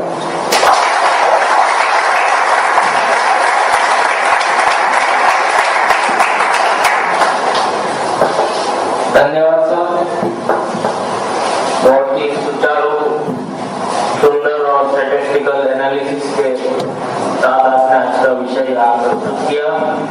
निश्चित रूप से हम सब चार्टर्ड अकाउंटेंट्स आपने जो है बात रखी है उसको चिंतन करेंगे, ऐसा मैं आपको विश्वास दिलाता हूँ। किसी के कोई प्रश्न हो तो आपके स्वागत है, दीक्षित जी को उत्तर देना चाहेंगे। सर नाग 20 से 25 प्रेजेंटेशन करती हैं मिनिस्ट्री ऑफ कॉमर्स और मिनिस्ट्री ऑफ रेवेन्यू, पर इंडियन कंपनी से 2 से 3 प्रेजेंटेशन नहीं किया है। तो दूसरी चीज है उनका प्रेजेंटेशन का तरीका भी अलग रहता है। हम लोग लेके आएंगे कि सर ऐसा है सर, हम हाथ खिला के करेंगे, वो लोग power point presentation, flash presentation लेके आते हैं, डेटा लेके आते हैं। तो जो मिनिस्टर्स है वो भी इंसान है, तो वो लोग भी थोड़ा सा मंत्र मुग्ध हो जाते हैं इनकी बात और मजबूर हो जाते हैं, ठीक है भाई आप लोग आएंगे। तो इंडियन कंपनीज या इंडियन एनजीओ या ओवरऑल इंडियन इकोनॉमिक्स जो है वो लोग क्या कर रहे हैं सर? इनका प्रश्न बहुत अच्छा है और इसका जवाब मैं आपको देता हूँ कि ये भारत के जो अर्थशास्त्री हैं और भारत में जो लोग अच्छा प्रेजेंटेशन कर सकते हैं दोनों ही लोग हैं, कमी नहीं है, लेकिन दुर्भाग्य से वो सब मल्टीनेशनल में काम करते हैं। उनके मन में जो थोड़ी बहुत लॉयल्टी थी वो भी खत्म हो गई। इस देश में ऐसे बहुत अच्छे इकोनॉमिस्ट हैं जो मल्टीनेशनल के पेरोल पर चले गए पिछले 15 साल। बहुत अच्छे प्रेजेंटर हैं इस देश में जो मल्टीनेशनल में चले गए। तो भारत की कंपनियों को लेकर के अपने ऑफिस के स्टाफ से ही वो सब कराना है, ये एक समस्या है। लेकिन इससे ज्यादा बड़ी दूसरी बात है कि जो हमें जानने की जरूरत है कि हमारे भारत में बैठे हुए जो पॉलिसी मेकर्स हैं वो उनसे इंप्रेस हो जाते हैं, ये नहीं है, उनके पैसे से इंप्रेस हो जाते हैं। कोई भी मल्टीनेशनल आता है तो उनको एक ऑफर कर देता है कि भैया देखो मेरा प्रोजेक्ट 1000 करोड़ का है, 10% आपका, ये खुलेआम चलता है। अब वो 10% में तय हो जाता है कि लीडर ऑफ द अपोजिशन को कितना और जो पावर में है उसको कितना। आपको मालूम है आजकल करप्शन में बंटवारा लीडर ऑफ द अपोजिशन का भी है हर जगह, क्योंकि जो कर रहा है मंत्री वो जानता है कि इस अपोजिशन वाले को नहीं मिला तो संसद में हंगामा करेगा या विधानसभा में करेगा। तो लीडर ऑफ द अपोजिशन का भी हिस्सा फिक्स है और जो सरकार है उनका भी हिस्सा फिक्स है, तो उसके पैसे में वोट फंसे हैं, उनसे कोई इन्फ्लुएंस हो रहा है। तो इसलिए नहीं कि इनका प्रेजेंटेशन बहुत अच्छा है या वो पैसा उनका जो है इतना जोरदार है। और सभी मल्टीनेशनल जो भारत में आते हैं वो ये मान के चलते हैं कि जो भ्रष्टाचार में हम खर्च करेंगे वो हमारा इनिशियल पेड-अप कैपिटल, वो मान के चलते हैं। एनरॉन का कहानी आप सब जानते हैं, उससे पूरे देश को पता है। दूसरे सभी कंपनियों की कहानी ऐसी है। यहाँ पर भारत की कंपनियां कुछ कमजोर पड़ती हैं क्योंकि उनके प्रॉफिट मार्जिन एक तो इतने बड़े नहीं है, स्केल इतना बड़ा नहीं है। कोई एक अमेरिकन कंपनी आ रही है जो 50 देशों में बिजनेस कर रही है, हमारी एक कंपनी है जो एक शहर में या एक गांव में काम कर रही है। तो हमेशा ये जो दो ऐसे लोगों के बीच में कंपटीशन है जो किसी भी स्तर में समान नहीं है, और कंपटीशन कभी भी करना चाहिए तो दो समान लोगों में होता है। कोई 19 है कोई 20 है तो कंपटीशन होगा, कोई 1 है और दूसरा 20 है तो कंपटीशन नहीं होगा। बेन जॉनसन है और बेन जॉनसन दूसरा है तो दोनों कॉम्पीट करेंगे, लेकिन एक बेन जॉनसन है और एक लंगड़ा लड़का है जिसका एक पांव पोलियो में बर्बाद हो गया, वो बेन जॉनसन के साथ अगर स्ट्रीट में दौड़ेगा तो फिट नहीं वाला है। तो कंपटीशन के नाम पर हम क्या कर रहे हैं, अनपैरेलल, या जिनको लेवल प्लेइंग फील्ड नहीं मिला है उनको कॉम्पीट करा रहे हैं उनके साथ जिनको सारी फैसिलिटीज है। अब स्पेशल इकोनॉमिक जोन की एक बात करें, इसमें कोई भी मल्टीनेशनल आएगा उसको कभी टैक्स नहीं भरना। कल्पना करिए नागपुर के पास एक स्पेशल इकोनॉमिक जोन बनता है, उसमें सारी कंपनियां हैं जिनको कोई टैक्स नहीं भरना, और नागपुर शहर में जो भी चलेंगे उनको 64 तरह के टैक्स देने हैं। अब बताइए कैसे कॉम्पिटिशन होगा। तो हर एक कोई चाहेगा कि उसकी फैक्ट्री अब स्पेशल इकोनॉमिक जोन में चली जाए, लेकिन वहां स्पेस लिमिटेड है, तो ये बाहर रहेंगे कुछ अंदर रहेंगे, तो ये तो फिट जाने वाले हैं जो स्पेशल इकोनॉमिक जोन के बाहर रहेंगे। ये कितना खतरनाक कॉन्सेप्ट है, जरा सोचिए कि अगर मान लीजिए 300 स्पेशल इकोनॉमिक जोन इस देश में बन गए, 300 बड़े शहरों में बन गए, तो जो स्पेशल इकोनॉमिक जोन के बाहर की इंडस्ट्रीज है वो तो 2-3 साल में फिट जाएंगी। क्योंकि सरकार की ये कहना है कि स्पेशल इकोनॉमिक जोन में कुछ भी टैक्स नहीं लगेगा, और इतने से भी आगे बढ़ रहा है। वो ये कह रहे हैं कि स्पेशल इकोनॉमिक जोन जिस कंपनी ने बनाया वो उसके लिए रूल्स एंड रेगुलेशन तय करेगी, इंडियन पार्लियामेंट उसमें इंटरफियर नहीं करेगी। इसका मतलब क्या है, भारत की जमीन पर आपने अमेरिका खड़ा कर दिया। मान लीजिए वॉलमार्ट ने एक स्पेशल इकोनॉमिक जोन बना लिया, तो वॉलमार्ट इंडियन कॉन्स्टिट्यूशन को भी फॉलो नहीं करेगी, पार्लियामेंट को भी फॉलो नहीं करेगी। कितना खतरनाक कॉन्सेप्ट है। और सारी दुनिया में 400 है, अकेले भारत में 300 होने जा रहा है। सोचिए ना भारत में इतनी नजर क्यों लगी है उनकी, इसलिए कि यहाँ के किसानों की जमीन बहुत सस्ते भाव में जबरदस्ती खरीदी जा सकती है, क्योंकि सरकार अंग्रेजों की तरह से काम करती है इस देश। अंग्रेज जमीन छीनते थे, एक अंग्रेज अधिकारी था उसका नाम था डलहौसी, उसने लैंड एक्विजिशन एक्ट लाया और मार मार के सारी जमीन उसने किसानों से छीनकर ईस्ट इंडिया कंपनी को दे दिया। अब वही काम मनमोहन सिंह कर रहे हैं या विलासराव देशमुख कर रहे हैं कि किसानों से जमीनें छीन रहे हैं, डंडा मार रहे हैं, लाठी चला रहे हैं, गोलियां चला रहे हैं, किसान मर रहे हैं, और वो जमीनें कौड़ी के भाव में विदेशी कंपनियों को या भारत की कंपनियों को बेची जा रही है।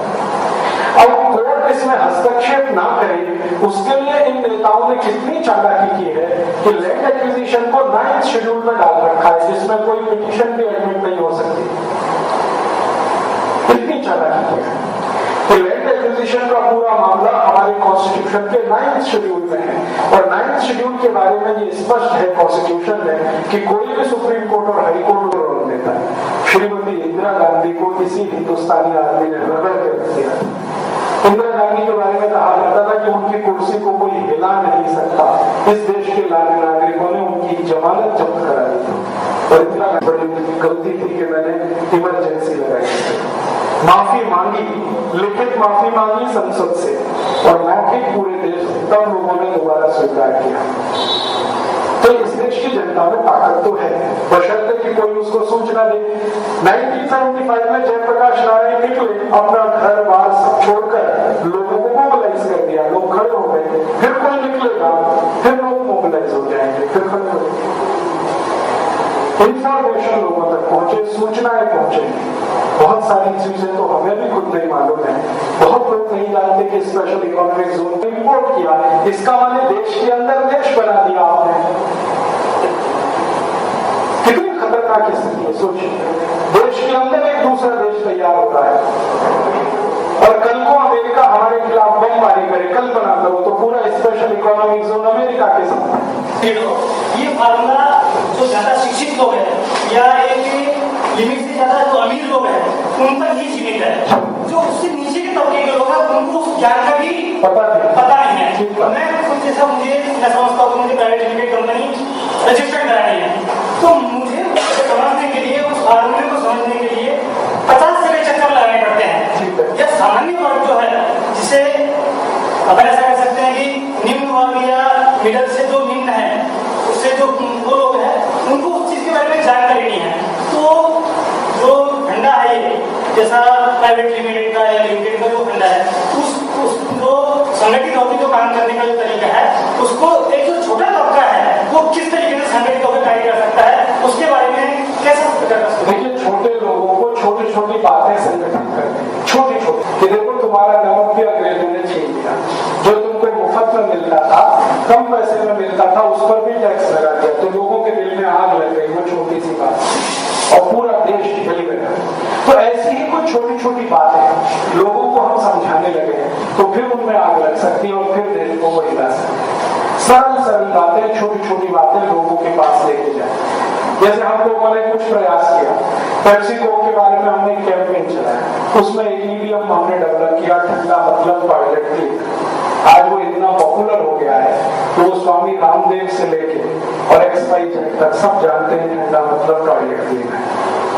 ये ईवीएम 98 में डेवलप हुआ, पूना में डेवलप हुआ और मैं और NCL के 3 साइंटिस्ट ने मिलकर ये तय किया था कि ये टॉयलेट क्लीनर है।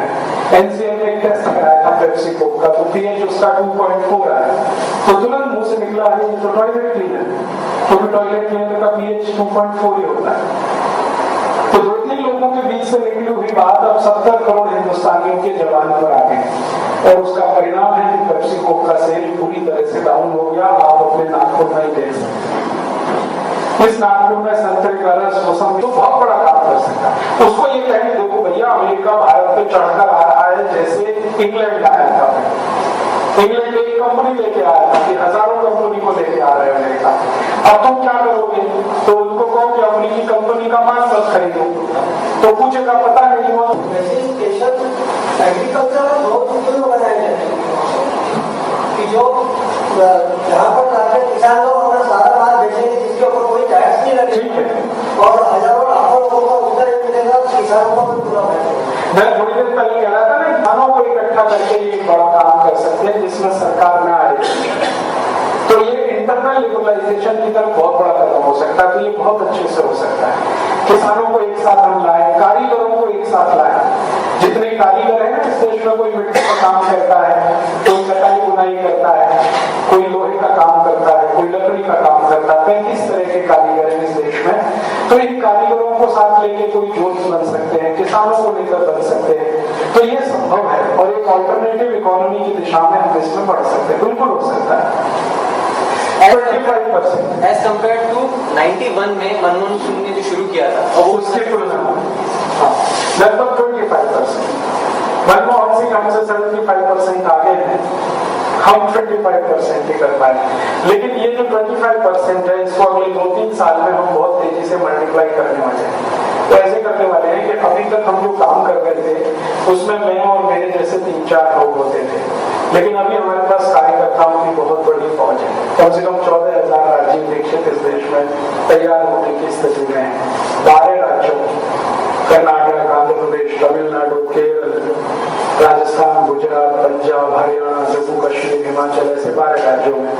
पहले ये छोटे से गांव से शुरू हुआ था काम, अब तो बहुत बड़ा फैल गया और बहुत जल्दी हम एक टीवी चैनल शुरू करने जा रहे हैं 24 घंटे का, जिसमें सरकार की हर नीति की पोल खोलेंगे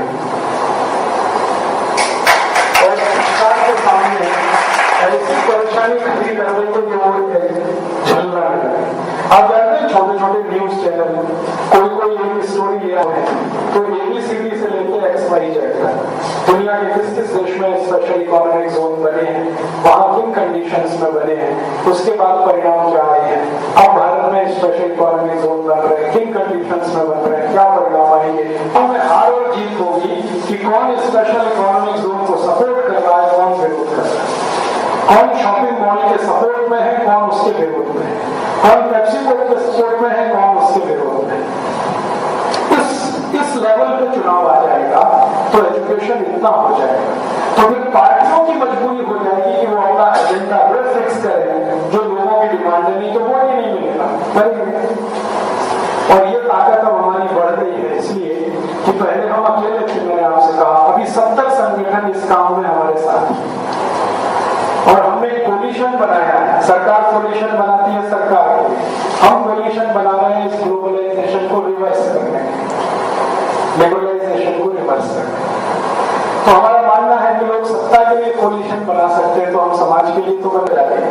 और भारत में धर्म की इतनी मान्यता है कि वो महाराज जी ने कहा, इसका माने पत्थर की लकीर, राजीव दीक्षित कहे तो इसमें इफ एंड बट्स हो सकते हैं, तर्क वितर्क हो सकते हैं। महाराज जी ने कह दिया अब तो सवाल ही नहीं, पीना ही नहीं। तो धर्म का ताकत है, उसका सदुपयोग हम इस काम में अब करने जा रहे हैं। तो अगले 3 साल में मैं आपको बोल के जाता हूँ, 2009 में आप देखेंगे कि इस देश में बहुत बड़ा परिवर्तन होगा, जो अब तक नहीं हो पाया पिछले कुछ सालों में, वो अगले 3-4 साल में होगा, ऐसा भरोसा है। बिना बताए महिलाओं पर उसका टेस्ट किया गया, all India institute of medical sciences में महिलाओं को दिया गया कॉन्ट्रासेप्टिव, ये बोलकर कि ये कुछ भी नहीं है, आयरन की गोली है, खाते रहो खाते रहो खाते रहो। परिणाम ये हुआ, जितनी महिलाओं ने खाया 90% को सर्विक्स का कैंसर हो उस कॉन्ट्रासेप्टिव से। जब बात खुली तो उस अमेरिकन कंपनी ने स्वीकार किया कि यस हमने ये टेस्ट किया, लेकिन गवर्नमेंट ऑफ इंडिया की परमिशन से किया।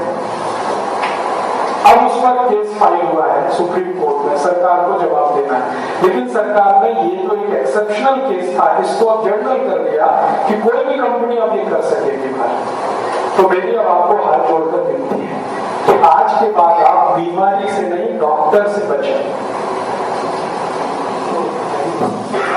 क्योंकि पता नहीं वो डॉक्टर आपके ऊपर क्या टेस्ट करे, बताएगा नहीं आपको। वो कैसे छोटे से लेकर बड़े से बड़े रोग का इलाज वहां होता है, जैसे सर्दी खांसी जुकाम है, इसकी दवा है, जिंदाबाद उपयोग करें उसमें। तो हल्दी है, चूना है, धनिया है, पत्ता गोभी है, फूल गोभी है, चिंतन करने वाली गहरी सोच वाली बातें है, धनिया है, पत्ता गोभी है, फूल गोभी है। चिंतन करने वाली गहरी सोच वाली बातें यहाँ आपने रखी। हम सब चार्टर्ड अकाउंटेंट्स, आपने इंटेलेक्चुअल चिन्ह प्रदान।